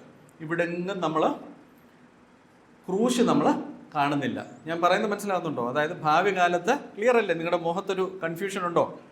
എനിക്ക് തോന്നുന്നു. ഓക്കെ, ഭാവി കാലത്ത് അവിടെ എങ്ങും പൗലോസ് പറഞ്ഞ സുവിശേഷമല്ല ആപ്ലിക്കബിൾ. അവിടെ എല്ലാം ആപ്ലിക്കബിൾ ആകുന്നത് വ്യക്തിയെ തിരിച്ചറിയുക എന്നുള്ളതാണ്. ഇനി പഴയ നിയമത്തിൽ വായിക്കാം, യോവേൽ പ്രവചനത്തിൽ വായിക്കാം. യഹോവയുടെ വലുതും ഭയങ്കരവുമായുള്ള ദിവസം വരും മുമ്പേ സൂര്യൻ ഇരുളായും ചന്ദ്രൻ രക്തമായി മാറിപ്പോകും. എന്നാൽ യഹോവയുടെ നാമം വിളിച്ചപേക്ഷിക്കുന്നവൻ ഏവരും രക്ഷിക്കപ്പെടും. അതെ, അവിടുത്തെ ക്രൈറ്റീരിയ എന്തുവാ? യഹോവയുടെ നാമം എന്ന് പറഞ്ഞു കഴിഞ്ഞാൽ എൻ്റെ നാമം അവനിലുണ്ട് എന്ന് നമ്മൾ കണ്ടു അല്ലേ? യേശു എന്ന് പറയുന്നത് യഹോവയുടെ നാമത്തിലാണ് യേശുക്രിസ്തു വന്നത്. അപ്പോഴും കൃത്യമായിട്ട് വ്യക്തിയെ തിരിച്ചറിയുന്നവൻ രക്ഷിക്കപ്പെടും. അതേസമയം ഇതൊരു റെമനന്റ് മാത്രമേ തിരിച്ചറിയത്തുള്ളൂ. 1,44,000 പേരോ അല്ലെങ്കിൽ മലകളിലേക്ക് ഓടിപ്പോകുന്നവർ, അങ്ങനെയുള്ള ഒരു റെമനന്റ് ഉണ്ടല്ലേ, അവർ മാത്രമേ ഈ വ്യക്തിയെ തിരിച്ചറിയുള്ളൂ. ബാക്കിയുള്ളവരെന്ത് ചെയ്യും? ഈ അത്ഭുതങ്ങളും അടയാളങ്ങളും വലിയ വഞ്ചനയും ഒക്കെ കണ്ട് അവർ ഈ ആൻറ്റി ക്രൈസ്റ്റിൽ വിശ്വസിക്കും. ക്ലിയർ അല്ലേ? അവിടെ ഞാൻ പറഞ്ഞു, നമ്മുടെ ആ ടോപ്പിക് എന്താണ്? ഇവിടെങ്ങും ഈ വ്യക്തി നമുക്ക് വേണ്ടി എന്ത് ചെയ്തു എന്നുള്ളതല്ല, ക്രൂശിൽ എന്ത് ചെയ്തു എന്നുള്ളതല്ല അവിടുത്തെ വിഷയം. ഈ വ്യക്തി ആരാണ്? ഇവരുടെ മുൻപിൽ നമ്മൾ ഈ ഒബ്ജക്റ്റീവ് ടൈപ്പ് ക്വസ്റ്റ്യൻ വരുമ്പോൾ ഏകദേശം ഒരുപോലുള്ള പല ആൻസർ വരികയല്ലേ? നമ്മളും കൺഫ്യൂഷൻ ആയിപ്പോ അല്ലേ? എന്ന് പറഞ്ഞതുപോലെ ഞാൻ മശിഹ ആണെന്ന് പറഞ്ഞ് 4 പേര് എഴുന്നേറ്റിരിക്കുക. ഭാവി കാലത്ത് ആൻറ്റി ക്രൈസ്റ്റ് ഉണ്ട്, കള്ളപ്രവാചകനുണ്ടല്ലേ? അപ്പോൾ അവരെല്ലാ അത്ഭുതങ്ങളും ചെയ്യുന്നുണ്ട്. അപ്പോൾ അവർ വിശ്വസിച്ചു പോകും. അപ്പോൾ ആ വ്യക്തിയെ തിരിച്ചറിയുക എന്നുള്ളത് മാത്രമാണ് അവർക്ക് ഇമ്പോർട്ടൻ്റ്. നമുക്ക് ഒരുപക്ഷെ ഈ യോഹന്നാൻ്റെ സുവിശേഷം അല്ലെങ്കിൽ സുവിശേഷത്തെ വായിക്കുമ്പോൾ നമുക്ക് ഒരുപക്ഷെ തോന്നിപ്പോവും, അതെ അന്ന് അവർക്ക് കിട്ടിയിരുന്ന റെവലേഷൻ അതാണ്, പക്ഷേ ഇന്ന് അവർ ക്രൂശിൽ വിശ്വസിക്കണമെന്ന് നമുക്ക് തോന്നിപ്പോവും. അതില്ല എന്നാണ് ഈ വചനം തെളിയിക്കുന്നത്. ഭാവി കാലത്തും അവർ ക്രൂശല്ല വിശ്വസിക്കുന്നത്. ഇവരുടെ മുൻപിൽ ഈ ദൈവം അവർക്ക് റാപ്ചറിന് ശേഷം രക്ഷാകര പദ്ധതി ഒരുക്കുമ്പോൾ അനേകർ എഴുന്നേൽക്കും. ഞാനാണ് മശിഹ, ഞാനാണ് ദൈവത്തിൽ നിന്ന് വന്നവൻ എന്ന് പറഞ്ഞ് അനേക അത്ഭുതങ്ങളും അടയാളങ്ങളും വെളിപ്പാട് പുസ്തകത്തിൽ വായിച്ച് നോക്കുകയാണെങ്കിൽ അവൻ പുനരുദ്ധാനം ചെയ്യുന്നവരെ നമ്മൾ കാണാൻ സാധിക്കും. മുറിവേറ്റ മൃഗം അല്ലേ? മുറിവേറ്റ മൃഗം ജീവിച്ചു എന്ന് വായിക്കുന്നില്ലേ? അപ്പോൾ ഈ അത്ഭുതങ്ങളും അടയാളങ്ങളും കണ്ട് അനേകര് അഡ്രസ്സ് മാറി അല്ലെങ്കിൽ മാറി ടിക്ക് ചെയ്യും. ഈ വ്യക്തിയാണ് ദൈവത്തിൻ്റെ മശിഹ എന്ന് ടിക്ക് ചെയ്യും. അതാണ് ഇവർക്ക് ഐഡൻറ്റിഫൈ ചെയ്യേണ്ടത്. ഇതേ ഐഡൻറ്റിഫിക്കേഷനാണ് നമ്മൾ പത്രോസ് നടത്തിയത്. അതായത് പത്രോസ് യേശുക്രിസ്തുവിനെ ദൈവം അയച്ച് മശിഹായായിട്ട് തിരിച്ചറിയുമ്പോൾ ഇത് ജഡരക്തങ്ങളല്ല, പിതാവായ ദൈവമായി വെളിപ്പെടുത്തിയെന്നാണ് പറയുന്നത്. അവിടെ നിന്നും ക്രൂശ് ഒരു ക്രൈറ്റീരിയ അല്ല. ഇതേ കാര്യമാണ് അപ്പോസ്തല പ്രവൃത്തിയിൽ അവർ പ്രസംഗിക്കുന്നത്. യഹൂദന്മാരുടെ ഇടയിൽ സുവിശേഷം പറയുമ്പോൾ അവരെന്താ പറയുന്നത്? എന്നാൽ ദൈവരാജ്യത്തെയും യേശുക്രിസ്തുവിൻ്റെ നാമത്തെയും. അവിടെ യേശുക്രിസ്തുവിൻ്റെ നാമത്തെ എന്ന് പറയുമ്പോൾ നമ്മൾ ഓർക്കുക യേശുക്രിസ്തുവിൻ്റെ നാമം അതല്ല, ദൈവം അയച്ചവൻ്റെ പേരെന്താണ്? ഈ നിൽക്കുന്ന യേശു തന്നെ മശിഹ എന്ന് തിരിച്ചറിയുകയാണ് അവരുടെ രക്ഷാകര പദ്ധതി. അതുകൊണ്ടാണ് ഭാവി കാലത്ത് കള്ളക്രിസ്തുക്കളും കള്ളപ്രവാചകന്മാരും എഴുന്നേൽക്കുകയും അത് അവൻ മരുഭൂമിയിൽ എന്ന് പറഞ്ഞാൽ പുറപ്പെട്ടത്, ഇത് അറകൾ എന്ന് പറഞ്ഞാൽ വിശ്വസിക്കരുത്. അതായത് ഡ്യൂപ്ലിക്കേറ്റ്, അനേക പേര് ഡ്യൂപ്ലിക്കേറ്റ് ചെയ്ത് അവർ മശിഹയാണെന്ന് പറഞ്ഞു വരും. ഞാൻ ഇന്നലെ പറഞ്ഞു, മശിഹ എന്ന് യേശുക്രിസ്തു മശിഹയാണെന്ന് ഈവൻ മുസ്ലിംസിൻ്റെ പുസ്തകത്തിൽ പറയുന്നുണ്ട്. അതുകൊണ്ട് അവർ രക്ഷിക്കപ്പെടുമോ? യേശുക്രിസ്തു മശിഹയാണെന്ന് വിശ്വസിച്ചുകൊണ്ട് നമ്മൾ രക്ഷിക്കപ്പെടുമോ? ഇന്നൊരു യഹൂദനോട് യേശു മശിഹയാണെന്ന് പറഞ്ഞാൽ അവൻ രക്ഷിക്കപ്പെടുമോ? ഇല്ല. കാര്യം ഇന്ന് നിലനിൽക്കുന്ന ഒരൊറ്റ രക്ഷാകര പദ്ധതിയുള്ളൂ. ഏതാ? പൗലോസിൽ കൂടെ നൽകിയിരിക്കുന്ന സുവിശേഷം. ആ സുവിശേഷത്തിന് യഹൂദനെന്നോ യവനെന്നോ ഒന്നും വ്യത്യാസമില്ല. അതേത് വലിയ കൊലകൊമ്പനാണെങ്കിലും അവൻ യേശു നമുക്ക് വേണ്ടി ക്രൂശിൽ മരിച്ചു, നമ്മുടെ പാപങ്ങളെ ചുമന്നു, ഉയർത്തെഴുന്നേറ്റു എന്ന് വിശ്വസിക്കുന്നതിലാണ് രക്ഷ. അതേസമയം യേശു മശിഹയാണെന്ന് ഈവൻ അനേകർ വിശ്വസിക്കുന്നുണ്ട്. ഇവിടെ എൻ്റെ ഓർമ്മ ശരിയാണെങ്കിൽ IPC-കാരുടെ ഈ വർഷത്തിലുള്ളൊരു മീറ്റിങ്ങിൽ നമ്മുടെ ഇപ്പോഴത്തെ പ്രതിപക്ഷ നേതാവ് സതീശൻ, അദ്ദേഹം പ്രസംഗിച്ച പ്രസംഗം പല പാസ്റ്റർമാർ പോലും അത്ര പ്രസംഗിക്കില്ല. എന്തോ ഘോര പ്രസംഗമായിരുന്നു. യേശു ക്രിസ്തു നല്ലവനാണ്, യേശു മശിഹയാണ് ഞാൻ വിശ്വസിക്കുന്നു. അപ്പോൾ വാസ്തവമായിട്ടുള്ള രക്ഷയാണ് അവർ വിശ്വസിക്കുന്നത്. ഒരു തരത്തിൽ പറഞ്ഞാൽ കമ്മ്യൂണിസ്റ്റുകാരും അവകാശപ്പെടുകയല്ല യേശു ഒരു നല്ല കമ്മ്യൂണിസ്റ്റ് ആയിരുന്നെന്ന്. യേശു ഇല്ലെന്ന് അവർ പറയുന്നുണ്ടോ? ഇല്ലല്ലോ. മനസ്സിലാകുന്നുണ്ടോ? യേശു ഒരു ചരിത്ര പുരുഷനായിരുന്നെന്നുള്ളത് ചരിത്രത്തിൽ നമുക്കറിയാം. അങ്ങനെ ഒരു വ്യക്തി ജീവിച്ചിരുന്നെന്നോ യേശു മശിഹ ആയിരുന്നെന്നോ യേശു കടലിൻ്റെ മേളിൽ കൂടെ നടന്നെന്നോ ഒന്നും വിശ്വസിച്ചത് കൊണ്ടല്ല നമ്മുടെ രക്ഷ. നമ്മുടെ രക്ഷ പൗലോസിൽ കൂടെ യേശുക്രിസ്തു നമുക്ക് തന്നിരിക്കുന്ന സുവിശേഷത്തിലാണ്. അതാണ് പൗലോസ് എൻ്റെ സുവിശേഷം എന്ന് പറഞ്ഞ് അനേക ഭാഗത്ത് കാണാൻ നമുക്ക് സാധിക്കുന്നത്. ഇനിയും 1000 ആണ്ടിലെ ഇപ്പം നമ്മൾ കൃപയുടെ സുവിശേഷം എന്താണെന്ന് നമുക്കറിയാം. യേശുക്രിസ്തു ഇവിടെ ഉണ്ടായിരുന്നപ്പോൾ പ്രസംഗിച്ച രാജ്യത്തിൻ്റെ സുവിശേഷം എന്താണെന്ന് നമ്മൾ മനസ്സിലാക്കി. 7 വർഷത്തെ മഹോപദ്രവത്തിൽ വീണ്ടും പ്രസംഗിക്കുന്ന സുവിശേഷം എന്താണെന്ന് നമ്മൾ മനസ്സിലാക്കി. ഇനിയും 1000 ആണ്ടിൽ സുവിശേഷമുണ്ട്. 1000 ആണ്ട് സുവിശേഷമുണ്ടെന്ന് എത്ര പേർക്കറിയാം? സ്തോത്രം. 1000 ആണ്ട് സുവിശേഷമുണ്ട്. നമ്മൾ ഇതുവരെ കൺവെൻഷനിൽ പഠിച്ചു വെച്ചിരിക്കുന്ന വിശ്വാസം അനുസരിച്ച് യേശുക്രിസ്തുവിൻ്റെ മടങ്ങി വരുന്നതിന് മുൻപ് ഈ ലോകത്ത് ഇടിനാശവും വെള്ളപ്പൊക്കവും സംഭവിക്കും. ലോകത്തുള്ള മനുഷ്യർ ഭൂരിപക്ഷം ഇത് ചെയ്യും. പിന്നെ അത് കഴിഞ്ഞ് പിന്നെ ഇവിടെ ആരാ ഭരിക്കുന്നതെന്ന് ചോദിച്ചാൽ നമ്മൾ അപേക്ഷിക്കുക ഭരിക്കുന്നത്. പക്ഷെ നമ്മുടെ തിയോളജി അനുസരിച്ച് ആരാ ഭരിക്കുന്നതെന്ന് ചോദിച്ചാൽ ആരെയാ ഭരിക്കുന്നത്? അതിന് ഉത്തരമില്ല. അതിന് ചോദിച്ചു കഴിഞ്ഞാൽ അവരുടെ കാഴ്ചപ്പാടനുസരിച്ച് എല്ലാവരും മരിച്ചു പോവുക. അതേസമയം ബൈബിളിനെ കൃത്യമായിട്ട് അതിൻ്റെ ടോട്ടാലിറ്റി പഠിക്കുകയും സന്ദർഭത്തിൽ പഠിക്കുകയും അതിനെ ഡിവൈഡ് ചെയ്ത് പഠിക്കുകയും ചെയ്യുകയാണെങ്കിൽ നമുക്കിത് മനസ്സിലാവും. ഇത് യാക്കോബിൻ്റെ കഷ്ടകാലമാണ്. പലരും മനസ്സിലാക്കുന്നത് വെളിപ്പാട് പുസ്തകത്തിൽ ഇതൊരു ഗ്ലോബൽ ഇവൻ്റായിട്ട് എഴുതിയിരിക്കുന്നത് കൊണ്ടല്ല. ഇതിന് യാക്കോബിൻ്റെ കഷ്ടകാലം എന്നാണ് ഇതിന് പറഞ്ഞിരിക്കുന്നത്. യാക്കോബിൻ്റെ കഷ്ടകാലത്തിലാണ് അവിടുത്തെ ശേഷിപ്പില്ലാതെ ഒരു ചെറിയ ശേഷിപ്പിനെ വെച്ച് ദൈവം ബാക്കിയുള്ള ദുഷ്ടന്മാരെ സംഹരിക്കുന്നതാണ് ഇതിൻ്റെ കോണ്ടെക്സ്റ്റ്. അതിനുശേഷം ഈ ലോകത്തുള്ള മറ്റുള്ള മനുഷ്യരിവിടെ ഉണ്ട്.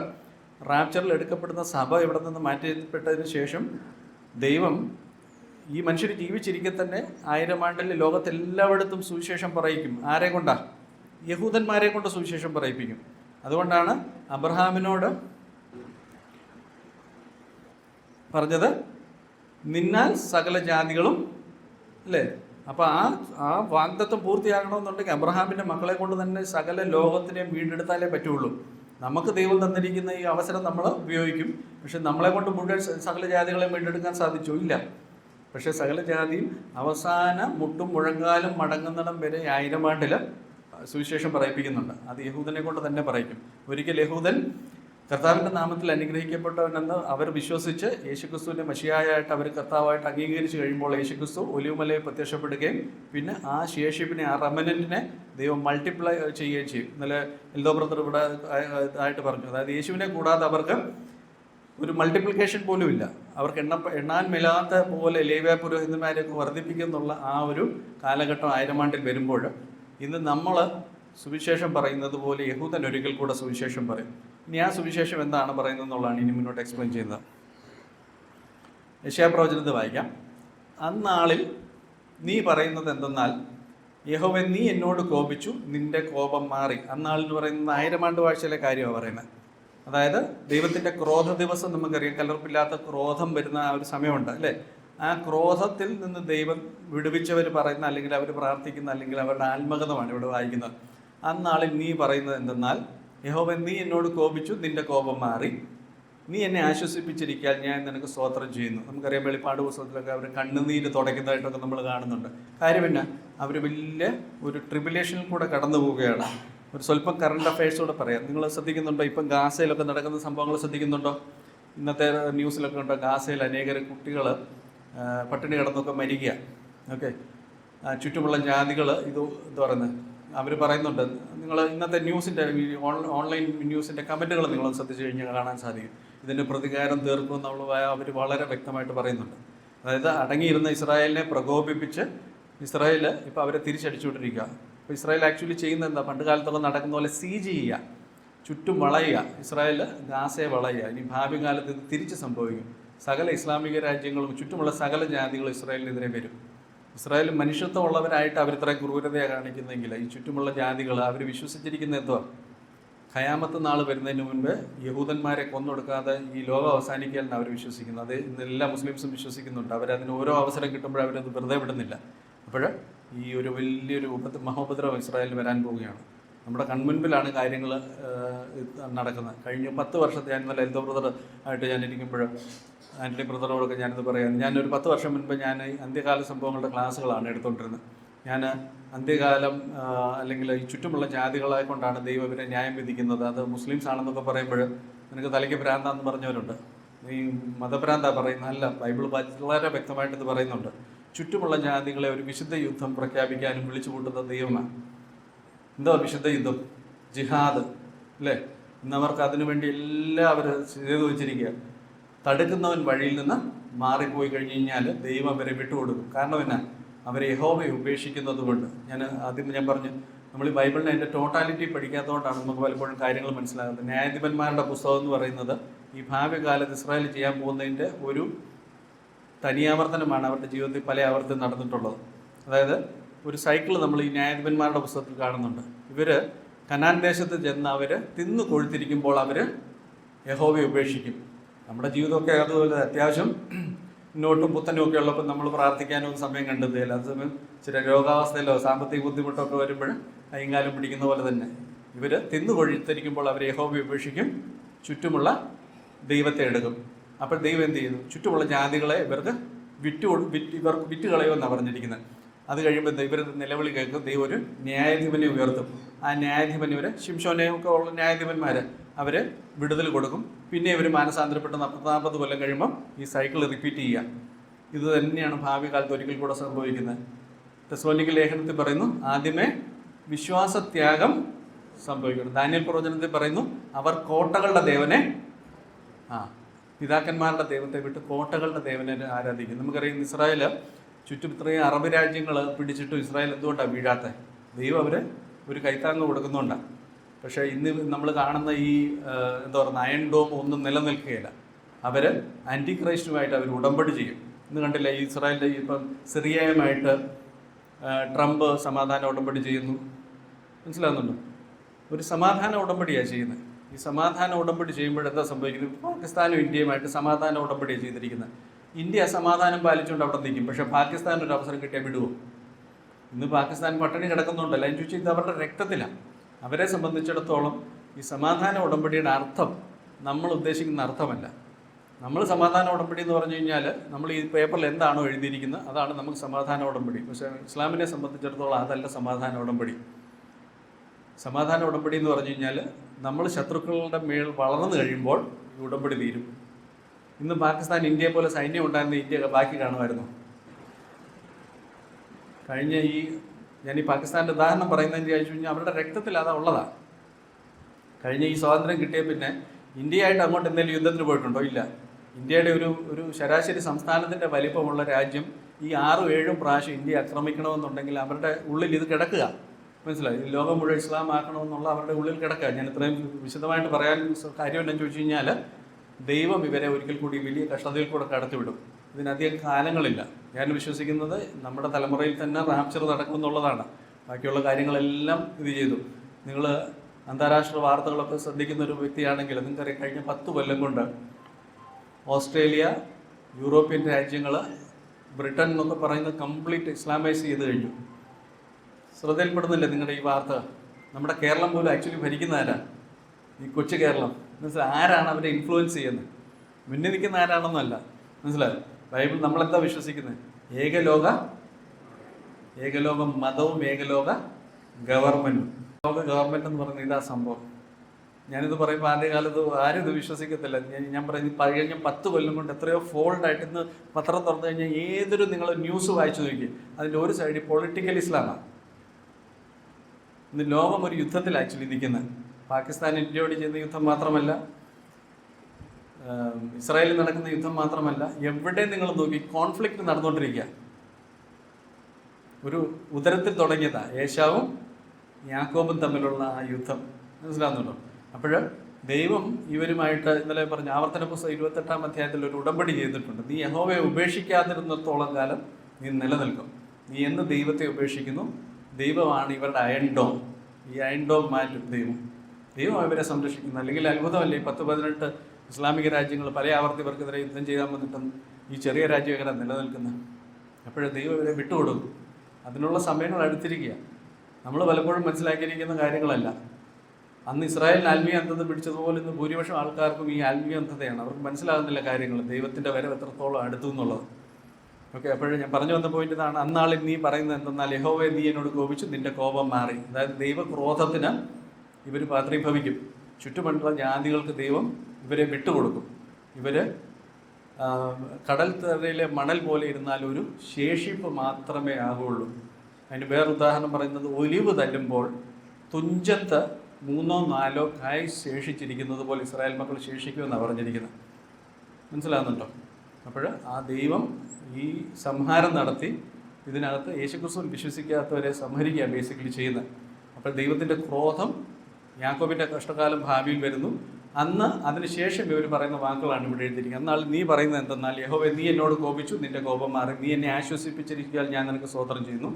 ഇതാ ദൈവം എൻ്റെ രക്ഷ, യഹോവയായ യാഹ് എൻ്റെ ബലവും എൻ്റെ ഗീതവുമായിരിക്കുകൊണ്ട് അവൻ എൻ്റെ രക്ഷയായി തീർന്നിരിക്കുന്നതുകൊണ്ട് ഞാൻ ഭയപ്പെടാതെ ആശ്രയിക്കും. ഭാവി കാലത്ത് യഹൂദന്മാർ പറയുന്ന വാക്കുകളാണിത്. നിങ്ങൾ പറയുന്നത് യഹോവയ്ക്ക് സ്തോത്രം ചെയ്യുവിൻ, അവന്റെ നാമത്തെ വിളിച്ചപേക്ഷിപ്പിൻ, ജാതികളുടെ ഇടയിൽ അവന്റെ പ്രവൃത്തികളെ അറിയിപ്പിൻ, അവന്റെ നാമം ഉന്നതമായിരിക്കുന്നു എന്ന് പ്രസ്താവിപ്പിൻ. ഓക്കെ, അന്നാളിൽ നിങ്ങൾ പറയുന്നത്, നിങ്ങൾ എന്ന് പറയുമ്പോൾ ആരെയാണ് ഉദ്ദേശിക്കുന്നത്? യഹൂദന്മാരല്ലേ? അതായത് ഈ മഹോപദ്രവത്തിന് ശേഷം ഇതിൻ്റെ കോണ്ടെക്സ്റ്റ് പറയാൻ വേണ്ടി ഞാൻ ഇത്രയും വ്യാഖ്യാനിച്ചത്.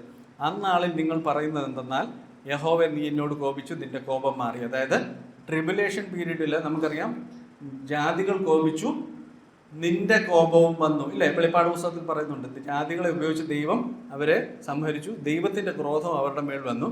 അതിനുശേഷം ദൈവത്തിൻ്റെ ക്രോധം മാറിക്കഴിഞ്ഞ് 1000 ആണ്ടിൽ പറയുന്ന വാക്കുകളാണിത്. അത് അവരന്ന് പറയുന്ന വാക്കുകൾ പ്രവചനാത്മാവിൽ ദൈവം പറഞ്ഞിരിക്കുകയാണ്. അന്നാളിൽ നിങ്ങൾ പറയുന്നത് യഹോവയ്ക്ക് സ്തോത്രം ചെയ്യുവീൻ, അവൻ്റെ നാമത്തെ വിളിച്ചപേക്ഷിക്കുക. അവൻ്റെ നാമത്തെ വിളിച്ചപേക്ഷിക്കുക എന്ന് പറഞ്ഞാൽ യേശുവിനെ വിളിച്ചപേക്ഷിക്കും. മനസ്സിലാവും? ജാതികളുടെ ഇടയിൽ അവൻ്റെ ഇതാണെന്ന് പറയുന്ന സുവിശേഷം. മനസ്സിലാകുന്നുണ്ടോ? അന്ന് ക്രൂശല്ല, വീണ്ടും അന്ന് ക്രൂശ് പറഞ്ഞിട്ട് എനിക്ക് തോന്നുന്നില്ല അന്ന് കാര്യമുണ്ടെന്ന്. ഞാൻ ചോദിച്ചു കഴിഞ്ഞാൽ യേശുക്രിസ്തു യെരുശലേമിൽ നിന്ന് ഭരിക്കുക. അന്ന് ഞാൻ യേശുവിനെ അറിയുന്നു എന്ന് പറയുന്നതിനല്ല. അന്നൊരു പക്ഷേ എൻ്റെ അറിവ്, ഞാൻ പഠിച്ചിരിക്കുന്നത് ശരിയാണെങ്കിൽ യഹൂദന്മാരെന്താണോ അന്ന് യേശുക്രിസ്തുവിൻ്റെ വരവിൽ വിശ്വസിച്ചിരുന്ന അതേ വിശ്വാസം വേണം. ന്യായപ്രമാണത്തിൻ്റെ പ്രവൃത്തികളും യേശുവിൽ വിശ്വസിക്കുകയും ചെയ്യണം. അതായത് ഇവിടെ മശിഹയാണെന്നും തിരിച്ചറിയുകയും ന്യായപ്രമാണം, അല്ലെങ്കിൽ ഇന്ന് നമുക്ക് ലഭിച്ചിരിക്കുന്ന പോലെ ഒരു എന്താ പറയുന്നത് ഒരു ഡിസ്കൗണ്ടഡ് പീരീഡ് അല്ല. അന്ന് യേശു യെരുശലേമിൽ ഓൾറെഡി ഉണ്ട്. അവൻ ഇമ്മാനുവേൽ എന്ന് പേർ വിളിക്കും. അവൻ നമ്മോട് കൂടെ. ഇപ്പം നമ്മോട് കൂടെ ഉള്ള ആൾ ഒരുപക്ഷെ എല്ലാവർക്കും മനസ്സിലായ ഒരു കാര്യം വിശ്വസിക്കുന്നു എന്ന് പറയുന്ന കാര്യമില്ല. 1000 ആണ്ടിൽ പറയുന്ന വ്യത്യസ്തമായ ഒരു സുവിശേഷമാണ്. യഹൂദൻ ചെന്ന് സകല ജാതികളുടെ ഇടയിൽ ചെന്ന് സുവിശേഷം പറയും. ആദ്യം അവർ യഹൂദന്മാർ തന്നെ തിരിച്ചറിയും. അപ്പോൾ ഈ കോണ്ടെക്സ്റ്റിലാണ് യേശുക്രിസ്തു ഈ ഒലിവ് മലയിൽ നിന്ന് പോകുമ്പോൾ നിങ്ങൾ സർവ്വജാതികളുടെ ഇടയിൽ സുവിശേഷം, ഇന്നലെ അത് എക്സ്പ്ലെയിൻ ചെയ്തു. അതായത് അന്ന് അവർ മനസ്സിലാക്കുന്നത് സർവ്വജാതികളുടെ ഇടയിൽ എന്ന് പറഞ്ഞു കഴിഞ്ഞാൽ യഹൂദന്മാർ ലോകത്തെല്ലാം ചെതറിപ്പാർക്കുന്ന യഹൂദന്മാരോട് പറയാമെന്നുള്ളതാണ് അവർ മനസ്സിലാക്കുന്നത്. പക്ഷേ ഭാവിയിൽ ആദ്യം യെരുശലേമിൽ തുടങ്ങി സകല ജാതികളിലേക്കും അവർ ചെല്ലുമ്പോൾ യഹൂദന്മാർ ആദ്യം വിശ്വസിക്കുകയും പിന്നീട് ജാതികളോടും സുവിശേഷം പറയും. അന്ന് പൗലോസ് പറഞ്ഞ സുവിശേഷം പറയുകയല്ല ചെയ്യുന്നത്. അന്ന് യേശുവാണ് ഭൂമിയെ സൃഷ്ടിച്ചവൻ, അവൻ്റെ കൈകാലാലാണ് സൃഷ്ടിക്കപ്പെട്ടതെന്നുള്ളത് സകല ജാതിയും ഒരു രീതിയിൽ അറിയും. സർവ്വ മുഴങ്കാലും അന്നാണ് മടങ്ങുന്നത്. മനസ്സിലാകുന്നുണ്ടോ? ഓക്കെ. അപ്പോൾ ഇത് വ്യത്യസ്തമായ സുവിശേഷമാണ്. മർക്കോസ് സുവിശേഷം 16-ാം അധ്യായത്തിൻ്റെ 15-ാമത്തെ വാക്കിൽ പറയുന്നു, സർവ്വ സൃഷ്ടിയോടും സുവിശേഷം പറയാൻ പറയുന്നു, അല്ലേ? അപ്പോൾ ലോകത്തെല്ലായിടത്തും ചെന്ന് യഹൂദൻ സുവിശേഷം പറയും. അന്നേരം സകല ജാതികളിലേക്കും പോകും.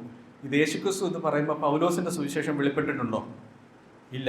കൃപയുടെ സുവിശേഷം പൗലോസിനെ എടുത്ത് അപ്പോസ്തല പ്രവൃത്തി 13-ാം അധ്യായത്തിലാണ് ജാതികളുടെ രക്ഷാകര പദ്ധതി തുറക്കുന്നത്. ആ രക്ഷാകര പദ്ധതി അല്ല ഇവിടെ പറയുന്ന രക്ഷാകര പദ്ധതി. ആ രക്ഷാകര പദ്ധതിയിൽ യേശുവിൻ്റെ ക്രൂശിനാണ് ഇമ്പോർട്ടൻസ്. ഞാൻ പലപ്പോഴും പറയുന്നൊരു ഉദാഹരണമുണ്ട്. ഗൾഫിലൊക്കെ ഈ ഉത്സവ സമയത്ത് അവരുടെ പെരുന്നാൾ വരുമ്പോൾ ഈ പാകിസ്ഥാനികളും ഇന്ത്യയിൽ നിന്നൊക്കെ വരുന്ന ആൾക്കാർ പലപ്പോഴും അവരുടെ ഈ വിസയൊക്കെ എക്സ്പയർ ചെയ്തിട്ട് പിന്നെ ഇങ്ങനെ പാത്തും പതുങ്ങിയൊക്കെ ചെറിയ ജോലിയൊക്കെ ചെയ്തു പോകും.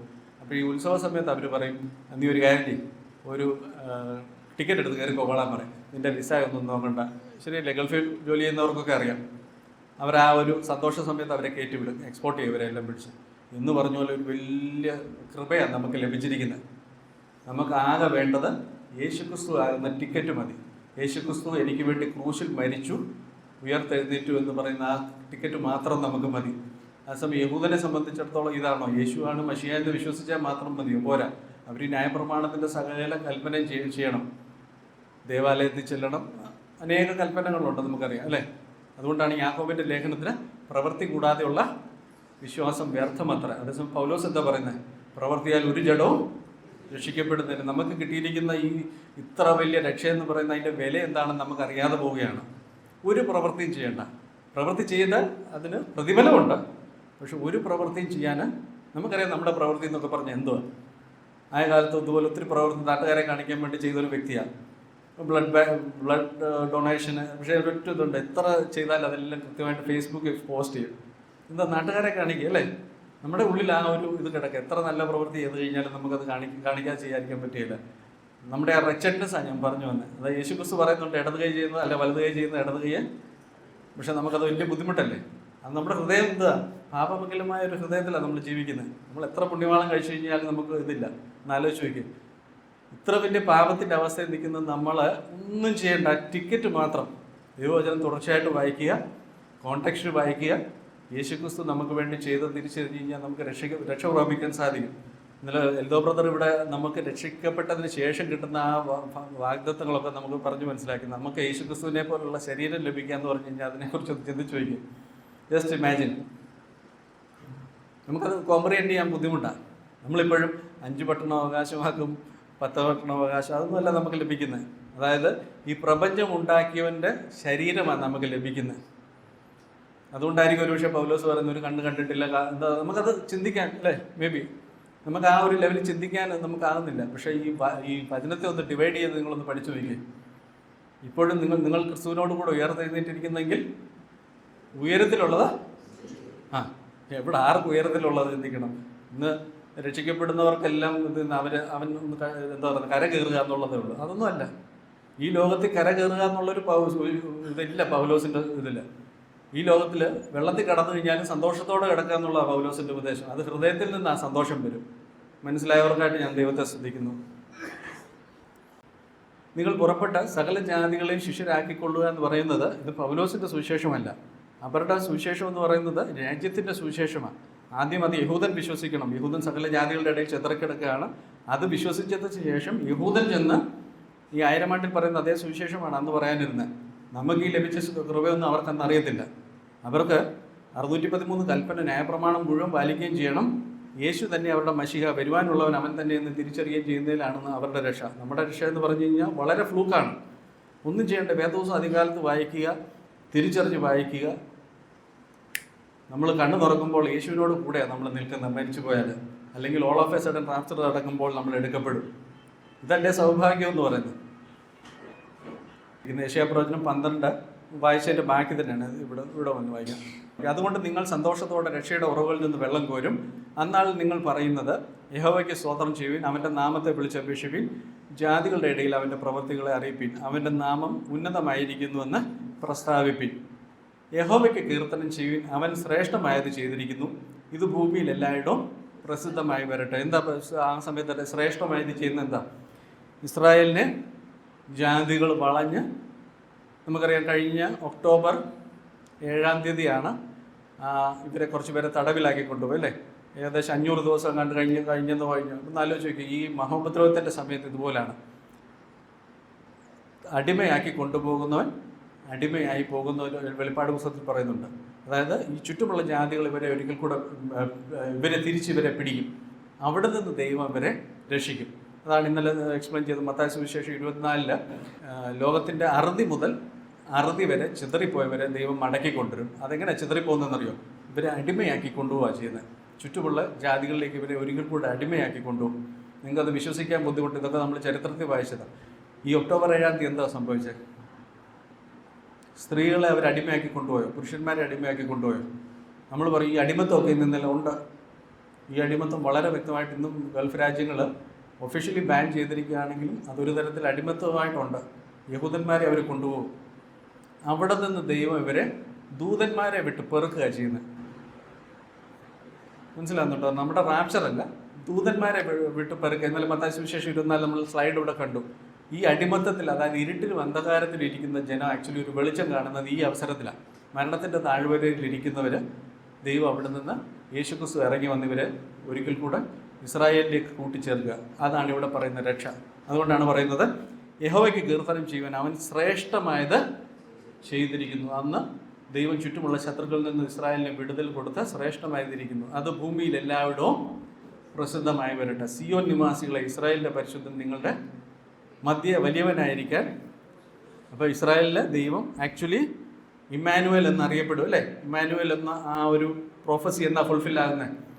അക്ഷരാർത്ഥത്തിൽ യേശുക്രിസ്തു യെരുശലേമിൽ യഹൂദന്മാരുടെ മധ്യത്തിൽ വസിക്കുമ്പോൾ, അന്ന് യഹൂദൻ വാസ്തവമായിട്ടും അവരുടെ ഇടയിൽ ഈ നസറായനായ യേശുവായിരുന്നു നമ്മുടെ മെഷിഹായെന്ന് അവൻ തിരിച്ചറിയുമ്പോൾ അവർ ആ ഹൃദയ സന്തോഷം കൊണ്ട് അവർ ലോകത്തെല്ലായിടത്തും യേശുക്രിസ്തുവിനെ കുറിച്ച് പ്രസംഗിക്കും. അന്നൊരു സുവിശേഷമുണ്ട്. മിഖാ പ്രവചനത്തെ വായിക്കാം. യഹോവയുടെ ആലയം ഉള്ള പർവ്വതം പർവ്വതങ്ങളുടെ ശിഖരത്തിൽ സ്ഥാപിതവും കുന്നുകൾക്ക് മീതെ ഉന്നതവുമായിരിക്കും. ജാതികൾ അതിലേക്ക് ഒഴുകി ചെല്ലും. അനേക വംശങ്ങളിൽ ചെന്ന് വരുവിൻ, നമുക്ക് യഹോവയുടെ പർവ്വതത്തിലേക്കും യാക്കോബിൻ ദൈവത്തിന്റെ ആലയത്തിലേക്കും കയറി ചെല്ലാം. അവൻ നമുക്ക് തന്റെ വഴികളെ ഉപദേശിച്ചു തരികയും നാം അവന്റെ പാതകളിൽ നടക്കുകയും ചെയ്യും എന്ന് പറയും. സിയോനിൽ നിന്ന് ഉപദേശവും യെരൂശലേമിൽ നിന്ന് യഹോവയുടെ വചനവും പുറപ്പെടും. മനസ്സിലായോ? ഭാവിയിൽ ജാതികൾക്ക് രക്ഷിക്കപ്പെടണമെങ്കിൽ എവിടെ ചെല്ലണം? യഹൂദൻ്റെ അടുത്ത് ചെല്ലണം അല്ലേ? യഹൂദൻ്റെ ദേവാലയത്തിൽ ജാതികൾ എവിടോട്ട് ചെല്ലും? അന്ത്യകാലത്ത് യഹോവയുടെ ആലയം ഉള്ള പർവ്വതം പർവ്വതങ്ങളുടെ ശിഖരത്തിൽ സ്ഥാപിതവും കുന്നുകൾക്ക് മീതെ ഉന്നതവുമായിരിക്കും. ഭാവിയിൽ യെരൂശലേം ഉയർത്തപ്പെടും. അക്ഷരാർത്ഥത്തിൽ ഉയർത്തപ്പെടും. സമയമില്ലാത്തതുകൊണ്ട് ഞാൻ എക്സ്പ്ലെയിൻ ചെയ്യുന്നില്ല. യഹൂദന്മാരുടെ ഈ ദേവാലയത്തിൽ നിന്നാണ് പിന്നീട് ലോകം ഭരിക്കപ്പെടുന്നത്. അന്ന് ജാതികൾക്ക് രക്ഷിക്കപ്പെടേണ്ട എന്ത് ചെയ്യണം? ഇന്ന് നമുക്ക് രക്ഷിക്കപ്പെടേണ്ട യൂട്യൂബ് തുറന്നാൽ മതി, അല്ലെങ്കിൽ വേദോസം വായിച്ചു കഴിഞ്ഞാൽ നമുക്ക് രക്ഷാവചനം വായിച്ച് മനസ്സിലാക്കിയാൽ രക്ഷിക്കപ്പെടാം. പക്ഷേ അന്ന് ജാതികൾക്ക് രക്ഷിക്കപ്പെടേണ്ട എന്ത് ചെയ്യണം? പണ്ട് ജാതികൾ എങ്ങനെ രക്ഷിക്കപ്പെട്ടിരുന്നത് ഓർക്കുന്നുണ്ടോ? എത്യോപ്യക്കാരൻ ഒരു അല്ലേ യെരൂശലേമിൽ ചെല്ലുകയല്ലേ ഉത്സവത്തിന് എന്ന് പറഞ്ഞ പോലെ അന്ന് ഒരിക്കൽ കൂടെ ജാതികൾ അവിടെ ചെല്ലും. മനസ്സിലാകുന്നുണ്ടോ? അന്ത്യകാലത്ത് യഹോവയുടെ ആലയം പർവ്വതങ്ങളുടെ ശിഖരത്തിൽ സ്ഥാപിതവും കുന്നുകൾക്ക് മീതെ ഉന്നതമായിരിക്കും. ജാതികൾ അതിലേക്ക് ഒഴുകി ചെല്ലും. അനേക വംശങ്ങളും ചെന്ന് വരുവിൻ, നമുക്ക് യഹോവയുടെ പർവ്വതത്തിലേക്കും യാക്കോബിൻ ദൈവത്തിൻ്റെ ആലയത്തിലേക്കും കയറി ചെല്ലാം. അവൻ നമുക്ക് തൻ്റെ വഴികളെ ഉപദേശിച്ചു തരും, നാം അവൻ്റെ പാതകൾ നടക്കുകയും ചെയ്യുമെന്ന് പറയും. സിയോനിൽ നിന്ന് ഉപദേശവും യെരൂശലേമിൽ നിന്ന് യഹോവയുടെ വചനവും പുറപ്പെടും. മുന്നോട്ട് വായിക്കാം.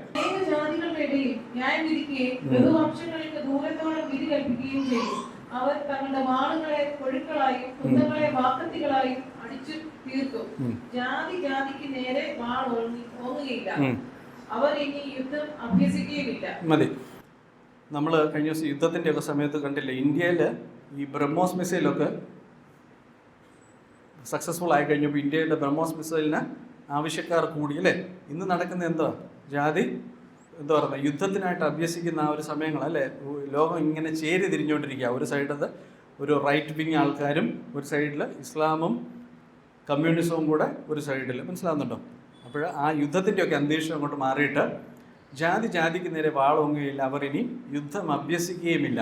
അവർ ഓരോരുത്തരും താന്താൻ്റെ മുന്തിരിവള്ളിയുടെ കീഴിലും അത്തിവൃക്ഷത്തിൻ്റെ കീഴിലും പാർക്കും. ഇത് ഇസ്രായേൽ ജനതയെക്കുറിച്ച് പറയുന്നത്. അതായത് അവനവൻ ലോകത്തിൻ്റെ നാനാഭാഗത്തു നിന്ന് ചിതറിപ്പോയവർ തിരിച്ചു വന്ന് അവർക്ക് എവിടെയാണോ അവകാശം കൊടുത്തിരിക്കുന്നത് അവിടെ തിരിച്ചു വരും. ആരും അവരെ ഭയപ്പെടുത്തുകയില്ല. ഇന്ന് അവരെ ഭയപ്പെടുത്തുന്നുണ്ടോ ആൾക്കാർ? ഉണ്ടോ? ചുറ്റുമുള്ള ജാതികൾ, ഞാൻ അതാ പറഞ്ഞത്, നിങ്ങൾ ഇന്നത്തെ ഓൺലൈൻ ഇതിൻ്റെ കമൻറ്റുകൾ മാത്രം നോക്കിയാൽ മതി. ഞങ്ങളവരെ തീർക്കുമെന്നും പറഞ്ഞ് പറയുന്നവരാണ്. ഇനി ആരും അവരെ ഭയപ്പെടുത്തുകയില്ല. ഇനി ചോദിച്ചാൽ അവർ ആരുടെ സംരക്ഷണയിലാണ്? യേശുക്രിസ്തു അവരുടെ മധ്യസ്ഥനായിട്ട് അവിടെ നിൽക്കുക അല്ലേ? സൈന്യങ്ങളുടെ യഹോവയുടെ വായ ഇത് അരുളി ചെയ്യുന്നു. സകല ജാതികളും, എന്നിട്ട് അവർ പറയുന്ന വാക്കുകളാണ്, സകല ജാതികളും താന്താങ്ങളുടെ ദേവന്മാരുടെ നടക്കുന്നുവല്ലോ, നാമും നമ്മുടെ ദൈവമായ യഹോവയുടെ നാമത്തിൽ എന്നും എന്നേക്കും നടക്കും. ഇതാര് പറയുന്ന? യഹൂദന്മാര് പറയുന്ന ഭാവി കാലത്ത്. കാര്യം എന്നാണെന്നറിയോ? ബൈബിളിനകത്ത് പല ഭാഗത്ത് നമുക്ക് കാണാൻ സാധിക്കും. യഹൂദന്മാർ ഈ സ്വന്തം ദൈവത്തെ ഉപേക്ഷിച്ച് മറ്റുള്ള ദേവന്മാരെ എടുക്കില്ല. അതൊന്നും ഞാൻ വായിക്കാം. നിങ്ങൾ ഹിത്യരുടെ ദ്വീപുകളിലേക്ക് കടന്നു ചെന്ന് നോക്കുകയും കേദാരിലേക്ക് ആളയച്ച് നല്ലവണ്ണം അന്വേഷിച്ച് ഇതുപോലെ സംഭവിച്ചിട്ടുണ്ടോ എന്ന് നോക്കുകയും ഒരു ജാതി തന്റെ ദേവന്മാരെ മാറ്റിയിട്ടുണ്ടോ? അവ ദേവന്മാരല്ലതാനും. എന്നാൽ എന്റെ ജനം തന്റെ മഹത്വമായവനെ പ്രയോജനമില്ലാത്തതിന് പകരം മാറ്റിക്കളഞ്ഞു. ആകാശമേ, ഇതിങ്കിൽ വിസ്മയിച്ചു ഭ്രമിച്ചും ഏറ്റവും സ്തംഭിച്ചു പോകുക എന്ന് യഹോവയുടെ അരുളപ്പാട്. നമുക്കറിയാം, യെശയ്യാപ്രവചനമൊക്കെ തുടങ്ങുമ്പോൾ പറയും, കാള തൻ്റെ ഉടയാനെ അറിയുന്നു, കഴുത തൻ്റെ. അത് ആ സങ്കടത്തിൽ ദൈവം പറയുന്ന, ഇത്രയും വലിയ ദൈവം, ഇത്രയും വലിയ അത്ഭുതങ്ങളാൽ അവരെ നടത്തിയ ദൈവത്തെ എപ്പോഴും ഇസ്രായേൽ ഉപേക്ഷിക്കും. നമ്മളും അതിൽ തന്നെയാണ് ഇത് ചെയ്യുന്നത്. നമ്മൾ പറയും ഞങ്ങളൊരു ദൈവത്തെ ഉപേക്ഷിച്ചല്ല. നമ്മൾ ദൈവത്തെ ഉപേക്ഷിക്കുന്ന, ദൈവത്തെ അവരുപേക്ഷിക്കുന്ന പോലല്ല. നമ്മൾ ദൈവത്തിൽ നിന്ന് ആശ്രയം മാറ്റി പണത്തിൽ ആശ്രയം വെക്കുന്നതാണ് നമ്മൾ ദൈവത്തെ ഉപേക്ഷിക്കുന്നത്. അതേസമയം യഹൂദൻ എന്ത് ചെയ്യുന്നത്? അക്ഷരാർത്ഥത്തിൽ അവർ ചുറ്റുമുള്ള ജാതികളുടെ ദേവനെ നമസ്കരിക്കും. അതാണ് ഇതിൻ്റെ കോണ്ടെക്സ്റ്റ്. ഓക്കെ, അത് മനസ്സിലാക്കി വെച്ച് ഇവിടെ വായിക്കാം. സകല ജാതികളും താന്താങ്ങളുടെ ദേവന്മാരുടെ നാമത്തിൽ നടക്കുന്നുവല്ലോ. ഇതാര് പറയുന്നതെന്നറിയോ? ഈ മഹോപദ്രവത്തിൻ്റെ കഴിഞ്ഞ് രക്ഷിക്കപ്പെട്ട യഹൂദന്മാർ ആത്മകഥം പറയുക. ചേട്ടാ, നമ്മൾ മാത്രമേ ഉള്ളൂ ഈ മട്ടന്മാർ കേട്ടോ. ജാതികളെ നോക്കി, ഹിന്ദുക്കളെ നോക്കി, അവരവരുടെ ദേവന്മാരെ മാറ്റുന്നില്ല.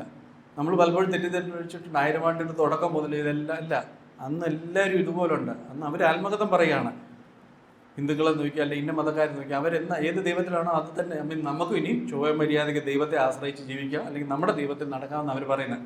നാമും നമ്മുടെ ദൈവമായ യഹോവയുടെ നാമത്തിൽ എന്നും എന്നേക്കും നടക്കും. അന്നാളിൽ മുടങ്ങി നടക്കുന്നതിനെ ഞാൻ ചേർത്ത് കൊള്ളുകയും ചിതറിപ്പോയതിനെ ഞാൻ ക്ലേശിപ്പിക്കുകയും ശേഖരിക്കുകയും ചെയ്യും. അതായത് ഒരിക്കൽ കൂടെ പ്രവാസത്തിൽ പോകും ഭാവിയിൽ.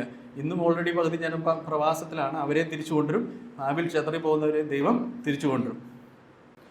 ഇനിയും യെശയ്യാപ്രവചനം 45 വായിക്കാം. 1000 ആണ്ടിൽ എന്താണ് സംഭവിക്കുന്നതോടെ പറഞ്ഞു നിർത്താം.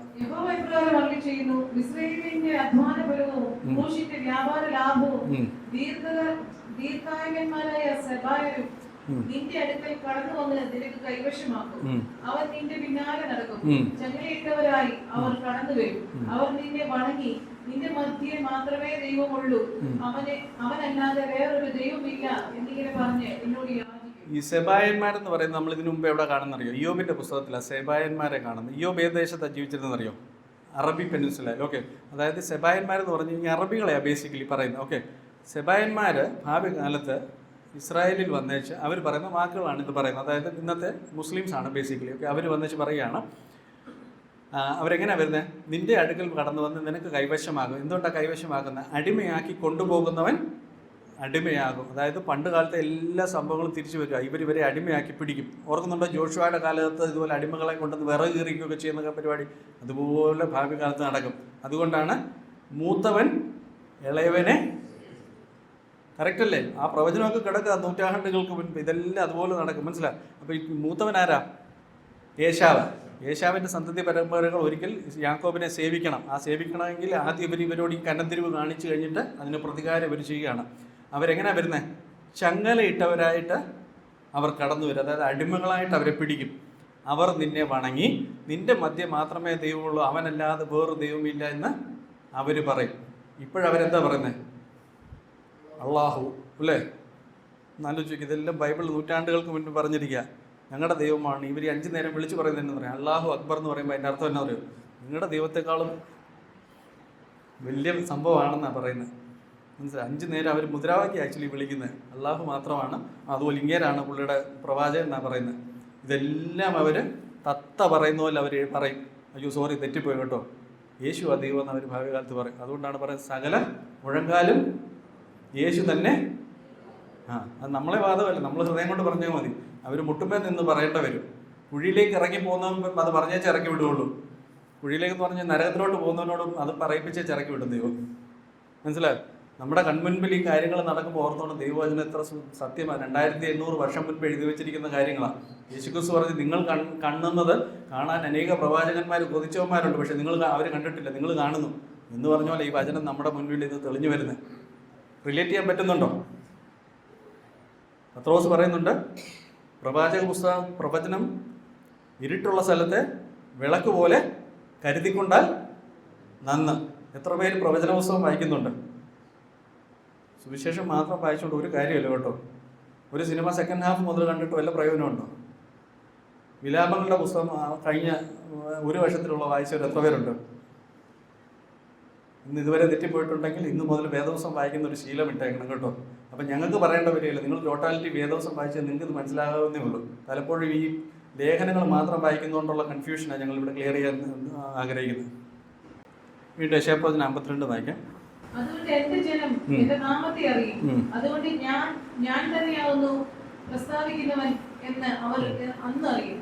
സമാധാനത്തെ ഘോഷിച്ച് നന്മയെ സുവിശേഷിക്കുകയും രക്ഷയെ പ്രസിദ്ധമാക്കുകയും സിയോനോട് നിന്റെ ദൈവം വാഴുന്നു എന്ന് പറയുകയും ചെയ്യുന്ന സുവാർത്താദൂതന്റെ കാൽ പർവ്വതങ്ങളിൽ എത്ര മനോഹരം. മനസ്സിലായോ? 1000 ആണ്ടിലെ സുവിശേഷം പറയുന്ന ആൾക്കാരെ കുറിച്ച് എഴുതി വെച്ചിരിക്കുന്നത്. എൻ്റെ ജനം, എൻ്റെ നാമം, യേശുക്രിസ്തുവിൻ്റെ നാമം അല്ലേ, യഹോവയുടെ നാമത്തിൽ വന്നവൻ അനുഗ്രഹിക്കപ്പെട്ടവൻ അവർ തിരിച്ചറിയുമ്പോഴത്തെ പറയുകയാണ്. ഓക്കെ, ഞാൻ തന്നെയാണെന്ന് പ്രസ്താവിക്കുന്നതെന്ന് പറയും. അതായത് ഞാനാണ് ദൈവത്തിന് വേണ്ടി നിങ്ങളോട് സംസാരിച്ചതെന്നുള്ളത് യേശുവിനെ അവർ തിരിച്ചറിയും. സമാധാനത്തെ ഘോഷിച്ച് നന്മയെ സുവിശേഷിക്കുക, യേശുക്രിസ്തു ചെയ്ത പ്രവൃത്തിയല്ലേ ഇത്. അതുപോലെ രക്ഷയെ പ്രസിദ്ധമാക്കുകയും സിയോനോട് നിന്റെ ദൈവം വാഴുന്നു എന്ന് പറയുകയും ചെയ്യുന്ന സുവാർത്താദൂതന്റെ കാൽ പർവ്വതങ്ങളിന്മേൽ എത്ര മനോഹരം. 1000 ആണ്ടിലെ സുവിശേഷകരെ കുറിച്ചാണ് ഇവിടെ എഴുതിയിരിക്കുന്നത്. നമുക്ക് പല ഭാഗത്ത് നമുക്ക് കാണാൻ സാധിക്കും. 62 സങ്കീർത്തനം നിങ്ങൾ വീട്ടിൽ പോയി വായിക്കുക. മഹോപദ്രവത്തിൽ നടക്കുന്ന ഒരു യുദ്ധമാണ് ഇതിൻ്റെ കോൺടെക്സ്റ്റ്. ഞാൻ വേഗം അവസാനിപ്പിക്കാം. ദൈവം നീ ധാരാളം മഴ പെയ്ച്ചു. മഹോപദ്രവത്തിലെ കാര്യം അവർക്കൊരു സമാധാനം കൊടുക്കുന്ന. ക്ഷീണിച്ചിരുന്ന നിന്റെ അവകാശത്തെ തണുപ്പിച്ചു, നിന്റെ കൂട്ടം അതിൽ പാർത്തു. ദൈവം നിന്റെ ദയാൽ നീ അത് എളിയവർക്ക് വേണ്ടി ഒരുക്കി വെച്ചു. കർത്താവ് ആജ്ഞ കൊടുക്കുന്നു, സുവാർത്താദൂതികൾ. മനസ്സിലായി? 1000 ആണ്ട് സുവിശേഷമുണ്ട്. ഇത് നമ്മുടെ സുവിശേഷമാണോ? അല്ല, ഇത് നമ്മുടെ സുവിശേഷം പറഞ്ഞിരുന്ന സുവിശേഷമാണ്. സൈന്യങ്ങളുടെ രാജാക്കന്മാർ ഓടുന്നു, വീട്ടിൽ പാർക്കുന്നോൾ കവർച്ച പങ്കിടുന്നു. ഇതിൻ്റെ കോൺടെക്സ്റ്റ് എന്താണ്? ഈ 10 രാജാക്കന്മാർ യേശുക്രിസ്തുവിനെതിരെ യുദ്ധം ചെയ്യാൻ വരുന്ന നമുക്ക് വെളിപ്പാട് പുസ്തകത്തിൽ വായിക്കുന്നുണ്ടല്ലോ. അവർ ഓടിപ്പോകുന്ന കാര്യമാണ്. അതിനുശേഷം ഈ ജാതികൾ അവരെ കൊള്ളയിട്ടത് കൊണ്ട് അവരെ തിരിച്ചു കൊള്ളയിടും. നമുക്കറിയാം, ഇസ്രായേലിൽ നിന്ന് പുറപ്പെട്ടപ്പോൾ ദൈവം തന്നെ പറയുന്നില്ലേ ചുറ്റുമുള്ള ജാതികളെ അവർ ആഭരണങ്ങൾ കൊള്ളയിടാൻ.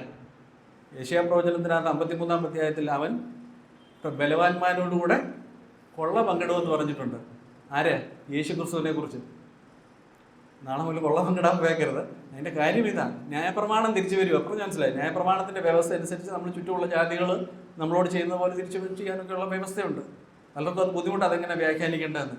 ബൈബിളിൽ അതിൻ്റെ കോൺടെക്സ്റ്റ് പഠിച്ചാൽ വളരെ സിമ്പിളായിട്ട് നമുക്ക് മനസ്സിലാക്കാവുന്നേ ഉള്ളൂ. യെശയ്യാപ്രവചനം 66 വായിക്കാം. ഇതെല്ലാം പഴയ നിയമത്തിലെ സുവിശേഷമാണ്. 1000 ആണ്ടിൽ പറയുന്ന സുവിശേഷമാണ്. വായിച്ചു. ഞാൻ അവരുടെ ഇടയിൽ ഒരു അടയാളം പ്രവർത്തിക്കും. അവരിൽ രക്ഷിക്കപ്പെട്ട ചിലരെ ഞാൻ തർശീശ്, കിലാഡിയായ പൂൽ, ലൂദ് എന്നിവരും തൂവാൻ, യാവാൻ എന്നിവരുമായ ജാതികളുടെ അടുക്കിലേക്കും എന്റെ കീർത്തി കേൾക്കുകയും എന്റെ മഹത്വം കാണുകയും ചെയ്തിട്ടില്ലാത്ത ദൂരദ്വീപുകളിലേക്കും അയക്കും. അവർ എന്റെ മഹത്വത്തെ ജാതികളുടെ ഇടയിൽ പ്രസ്താവിക്കും. അതായത് മഹോപദ്രവത്തിന് ശേഷം അവരിൽ രക്ഷിക്കപ്പെട്ട ചിലരെ, രക്ഷിക്കപ്പെടുക എന്ന് പറഞ്ഞാൽ അക്ഷരികമായിട്ട് രക്ഷിക്കപ്പെട്ടവരൂടെ, അതായത് ആന്റിക്രൈസ്റ്റിന്റെ ഉപദ്രവത്തിൽ നിന്ന് 666 സ്വീകരിക്കാതെ അങ്ങനെ രക്ഷിക്കപ്പെട്ടവരും അതുപോലെ പുനരുദ്ധാനം ചെയ്ത ആൾക്കാരും ഒക്കെ ഉണ്ട്. അവരെയൊക്കെ ദൈവം ജാതികളുടെ അടുക്കിലേക്ക് അയക്കും. ഇത് തന്നെ യേശുക്രിസ്തു ഒരർത്ഥത്തിൽ ഇവരോട് പറഞ്ഞ് നിങ്ങൾ ജാതികളിലേക്ക് പോകാൻ. മനസ്സിലാകുന്നുണ്ടോ? ഞാൻ ജാതികളിലേക്ക് അയക്കും, എൻ്റെ കീർത്തി കേൾക്കുകയും എൻ്റെ മഹത്വം കാണുകയും ചെയ്തിട്ടില്ലാത്ത ദൂരദ്വീപുകളിലേക്ക് അയക്കും. അതായത് ഇന്ന് നമ്മുടെ വിചാരം നമ്മൾ യു പിയിലൊക്കെ ചെന്ന് പറയുന്നുണ്ട് അത് എല്ലാ ജാതികളിൽ കിട്ടുന്ന ആ സുവിശേഷമല്ല. ഇത് 1000 ആണ്ടിലെ സുവിശേഷമാണ്. അവർ എൻ്റെ മഹത്വത്തെ ജാതികളുടെ ഇടയിൽ പ്രസ്താവിക്കും. ഇനിയും യെശയ്യാപ്രവചനം 66 വായിക്കാം.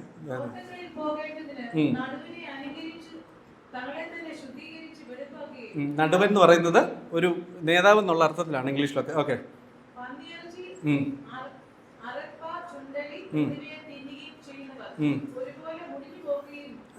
ചെയ്യുമെന്ന് ഇതിൻ്റെ കാര്യം എന്നാ ചോദിച്ചു കഴിഞ്ഞാൽ ഈ വക ഒന്നും തിന്നാൻ യഹൂദന് നിഷിദ്ധമാണ് അല്ലേ? അപ്പോൾ അത് ന്യായപ്രമാണത്തിൻ്റെ വ്യവസ്ഥയിൽ തെറ്റിച്ച് പന്നിയില തിന്നുന്നവൻ അവനൊക്കെ മുടിഞ്ഞു പോകും. ഓക്കെ, വായിച്ചു.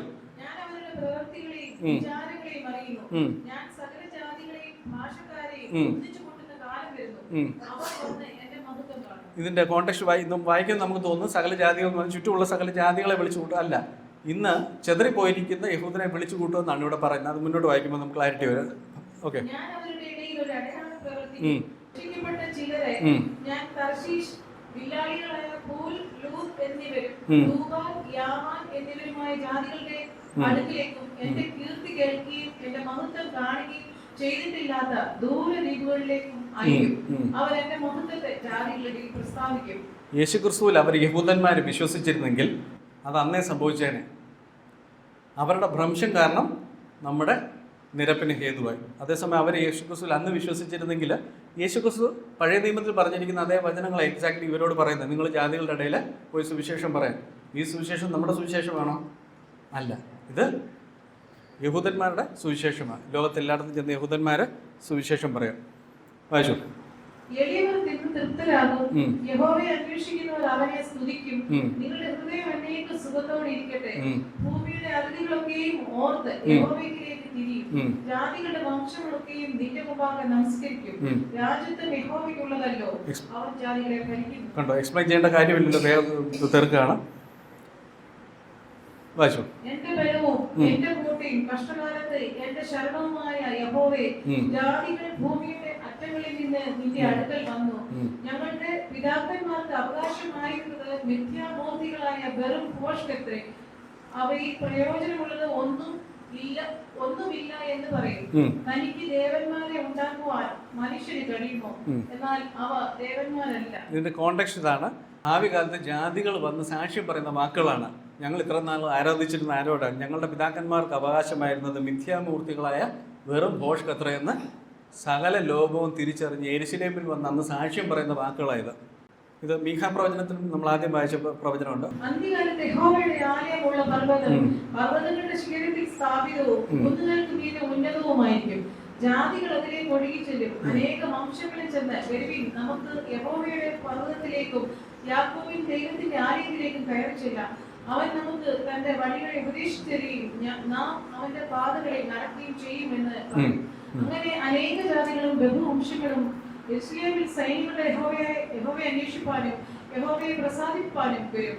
സൈനികരുടെ യഹോവ ഇപ്രകാരം അരുളിച്ചെയ്യുന്നു, ആ കാലത്ത് ജാതികളുടെ സകല ഭാഷകളിൽ നിന്നും 10 പേർ ഒരു യഹൂദന്റെ വസ്ത്രാഗ്രം പിടിച്ച് ദൈവം നിങ്ങളോട് കൂടെ ഉണ്ട് എന്ന് ഞങ്ങൾ കേട്ടിരിക്കുക, ഞങ്ങൾ നിങ്ങളോട് കൂടെ പോരുന്നു എന്ന് പറയും. എവിടെ ചെന്നാല രക്ഷ പ്രാപിക്കാൻ സാധിക്കുന്നത്? യഹൂദന്റെ വസ്ത്രാഗ്രം പിടിക്കുക അല്ലേ? ഓർക്കുന്നുണ്ട്, യേശുക്രിസ്തുവിന്റെ വസ്ത്രത്തിന്റെ തൊങ്ങലിലൊരു സ്ത്രീ തൊട്ട് ഓർക്കുന്നുണ്ട്. അതൊരു ചെറിയ നിഴലാണ്. അത് ഭാവി കാലത്ത് യേശുക്രിസ്തുവിൽ വിശ്വസിക്കുന്ന ഓരോ ജാതികളും ചെന്ന് ഒരു വിസ എന്നെ കൂടെ ഒന്ന് കൊണ്ടുവന്ന് യഹൂദനോട് പറയും. ബെന്തിക്കോസുകാരോട് പറയുമെന്നാണ് എഴുതിയിരിക്കുന്നത്. സുവിശേഷം വേറെയാണ്. മനസ്സിലായി? രക്ഷിക്കപ്പെടാൻ അന്ന് വീണ്ടും യെരുശലേമിൽ ചെല്ലണം. ക്ലിയർ അല്ലേ? ഇത് തന്നെയാണ് നമ്മൾ വെളിപ്പാട് പുസ്തകത്തിൽ പറയുന്നത്. ഇപ്പോൾ നമ്മൾ കാണുന്നുണ്ട് യഹൂദന്റെ ദേവാലയത്തിൽ ചെല്ലും. ഇത് തന്നെയാണ് വെളിപ്പാട് പുസ്തകത്തിൽ നമ്മൾ കാണുന്നത്. നഗരത്തിൽ പ്രകാശിപ്പാൻ സൂര്യനും ചന്ദ്രനും ആവശ്യമില്ല, ദൈവ തേജസ് അതിനെ പ്രകാശിപ്പിച്ചു, കുഞ്ഞാട് അതിൻ്റെ വിളക്കാകുന്നു, ജാതികൾ അതിൻ്റെ വെളിച്ചത്തിൽ നടക്കണം. ഈ പഴയ നിയമത്തിലെ പ്രവചനങ്ങൾ വായിച്ചിട്ട് നിങ്ങൾ വെളിപ്പാട് പുസ്തകം ഒന്ന് വായിച്ചു നോക്കുക. അതിൻ്റെ കോണ്ടെക്സ്റ്റ് മനസ്സിലാകണമെന്നുണ്ടെങ്കിൽ. അല്ലെന്നുണ്ടെങ്കിൽ എന്നറിയോ, യഹൂദനെ റീപ്ലേസ് ചെയ്തേച്ച് നമ്മൾ അവിടെ കയറിയിരിക്കും. റീപ്ലേസ്മെൻറ്റ് തിയോളജിയാണ് പലപ്പോഴും നമ്മൾ പഠിച്ചു വെച്ചിരിക്കുന്നത്. ക്ലിയറാണെന്ന് വിശ്വസിക്കുന്നു. ഇതിൻ്റെ സമയം അതിക്രമിച്ചു. അപ്പോൾ നമ്മൾ ഇന്ന് വിശ്വസിക്കുന്ന സുവിശേഷത്തിൻ്റെ ആ ഒരു വാല്യൂ മനസ്സിലായോ? രക്ഷിക്കപ്പെടാൻ നമുക്ക് എന്താ ചെയ്യേണ്ടത്? വേദവസം തുടർച്ചയായിട്ട് വായിക്കുക. ഞാൻ എപ്പോഴും എന്നെ വിളിക്കുന്ന ക്യാൻസർ രോഗി മുതൽ കടഭാരത്താൽ എന്നെ വിളിക്കുന്നവരുണ്ട്. ഞാൻ അവരോടെല്ലാം പറയുന്ന ഒരു കാര്യം, എനിക്ക് പ്രാർത്ഥിച്ച് രോഗം മാറ്റാനൊന്നും എനിക്ക് സിദ്ധിയില്ല. നിങ്ങളൊരു കാര്യം ചെയ്യും, ഞാനൊരു മധ്യസ്ഥനോട്ട് ഇത് ചെയ്യത്തുമില്ല. നിങ്ങളൊരു കാര്യം ചെയ്യും, ഞാൻ പറയും ഈ ഒറ്റമൂലി ഒന്ന് പരിശോധിച്ച് നോക്കാൻ പറയും. നിങ്ങൾക്ക് രോഗത്തിന് വിടുതൽ കിട്ടിയില്ലെങ്കിലും ഹൃദയത്തിന് നിങ്ങൾക്ക് വിടുതൽ കിട്ടുമെന്ന് പറയും. അനേക സാക്ഷികളുമുണ്ട്. ഒരുപക്ഷെ ഇവിടെയും കാണും. ഞാൻ യേശുവിനെ അറിഞ്ഞ അന്ന് മുതൽ തുടർച്ചയായിട്ട് ചെയ്യുന്ന ഒരേ ഒരു നല്ല കാര്യം, അധികാലത്ത് എഴുന്നേൽക്കുക, ബൈബിൾ ഒരു 20 അധ്യായം വായിക്കാൻ അധികം സമയമൊന്നും വേണ്ട, ഒരു 40-45 മിനിറ്റ് കൊണ്ട് വായിക്കാൻ സാധിക്കും. ഇത് ഇൻ്റർകണക്ട് ചെയ്യും. ബൈബിള് ദൈവത്തിൻ്റെ ആത്മാവാണ് ഇത് കൂട്ടി വരുത്തിയിരിക്കുന്നത്. അത് നിങ്ങളുടെ ഹൃദയത്തോട് സംസാരിക്കും. ഓട്ടോമാറ്റിക്കലി പൗലോസിൻ്റെ സുവിശേഷം വ്യത്യസ്തമാണെന്ന് മനസ്സിലാകും. അത് ആരും പറഞ്ഞു തരേണ്ട പോലും കാര്യമില്ല. ഓട്ടോമാറ്റിക്കലി അത് നമുക്ക് കണക്ട് ചെയ്യാൻ സാധിക്കും. അങ്ങനെ പഠിക്കുമ്പോഴാണ് നമുക്ക് വാസ്തവമായ സുവിശേഷം എന്താണെന്ന് മനസ്സിലാകുള്ളൂ. ഞാൻ ഇന്നലെ പറഞ്ഞൊരു കാര്യം കൂടെ പറഞ്ഞൊന്ന് അവസാനിപ്പിച്ചോട്ടെ. പലരും തെറ്റിദ്ധരിച്ചിരിക്കുന്ന ഈ റാപ്ചറിൽ ലക്ഷക്കണക്കിന് ആൾക്കാരെടുക്കുമെന്നാണ്. ദൈവത്തിൻ്റെ മുഖപക്ഷമില്ല കേട്ടോ. ദൈവത്തിൻ്റെ മുഖപക്ഷം മുഴുവനും ക്രൂശിൽ നമുക്ക് തന്നിട്ടുണ്ട്. അതിൻ്റെ അപ്പുറത്തൊരു മുഖപക്ഷം ഇല്ല. നമ്മളോട് പറഞ്ഞിരിക്കുകയാണ് ഇന്ന് ഇംഗ്ലീഷിൻ്റെ പരീക്ഷയാണെന്ന് പറഞ്ഞിട്ട് ഇല്ല ഇംഗ്ലീഷ് ഞാൻ മലയാളത്തിൻ്റെ പരീക്ഷ എഴുതുകയെന്ന് പറഞ്ഞ ഒരു അധ്യാപകൻ സമ്മതിക്കൂ? അതെത്ര നല്ലതായിട്ട് അതിന് ഇതിട്ടാൽ അധ്യാപകൻ സമ്മതിക്കൂ? ഇല്ല. ഇംഗ്ലീഷിൻ്റെ ചോദ്യപേപ്പറിലെ സമ്മതിക്കുള്ളൂ. അങ്ങനെയാണെങ്കിൽ ഉലകം ഉണ്ടാക്കിയ സൃഷ്ടാവ് പറയുന്നു എൻ്റെ പുത്രനിൽ വിശ്വസിക്കുക, അവൻ്റെ കുരിശുമരണത്തിൽ വിശ്വസിക്കുക എന്ന് പറഞ്ഞിട്ട് ഇല്ല ഞങ്ങൾ ഇച്ചിരി രാജ്യത്തിൻ്റെ സുവിശേഷവും വിശ്വസിച്ച് ഒരു സ്വല്പം പ്രവൃത്തിയും ഒക്കെ ചെയ്തേച്ചേ വരുവുള്ളൂ എന്ന് പറഞ്ഞു കഴിഞ്ഞാൽ ആരെങ്കിലും പാസ്സാവും? ഇല്ല.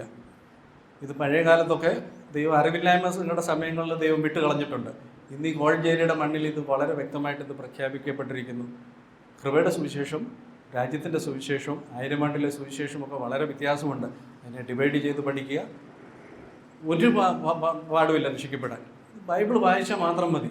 ഒരു അച്ഛൻ്റെ മുന്നിൽ മുട്ട് കുത്തുകയോ തലേ കുമ്പിടുകയോ ഒന്നും ചെയ്യണ്ട. So easy. ഞാൻ ആദ്യം പറഞ്ഞില്ലേ, ഗൾഫിൽ നിന്ന് നമുക്ക് ആ വിസ കൊടുത്ത് കയറ്റി വിടേണ്ട, വിസ വേണ്ട, ഒന്നും വേണ്ട. നിൻ്റെ കാശുണ്ടോ, ടിക്കറ്റ് തരാം, അല്ലെ പോട്ടെ, അതും വേണം സ്പോൺസർ ചെയ്യാൻ. അതിലും വലിയൊരു രക്ഷാകര പദ്ധതി ദൈവം നമുക്കായിട്ട് ഒരുക്കണ്ട. ഒരു യഹൂദിൻ്റെ വസ്ത്രാഗ്രഹം പിടിക്കേണ്ട, ഒന്നും ചെയ്യണ്ട. ദൈവത്തിൻ്റെ സ്ഥിരമാക്കപ്പെട്ട സ്വർഗത്തിലെ വചനങ്ങൾ നമ്മുടെ കയ്യിലുണ്ട്. നമുക്ക് എഴുത്തും വായന അറിയാം. 70കളിലും 60കളിലും നമ്മുടെ പിതാക്കന്മാരുടെ സമയത്തെ പോലൊന്നുമല്ല.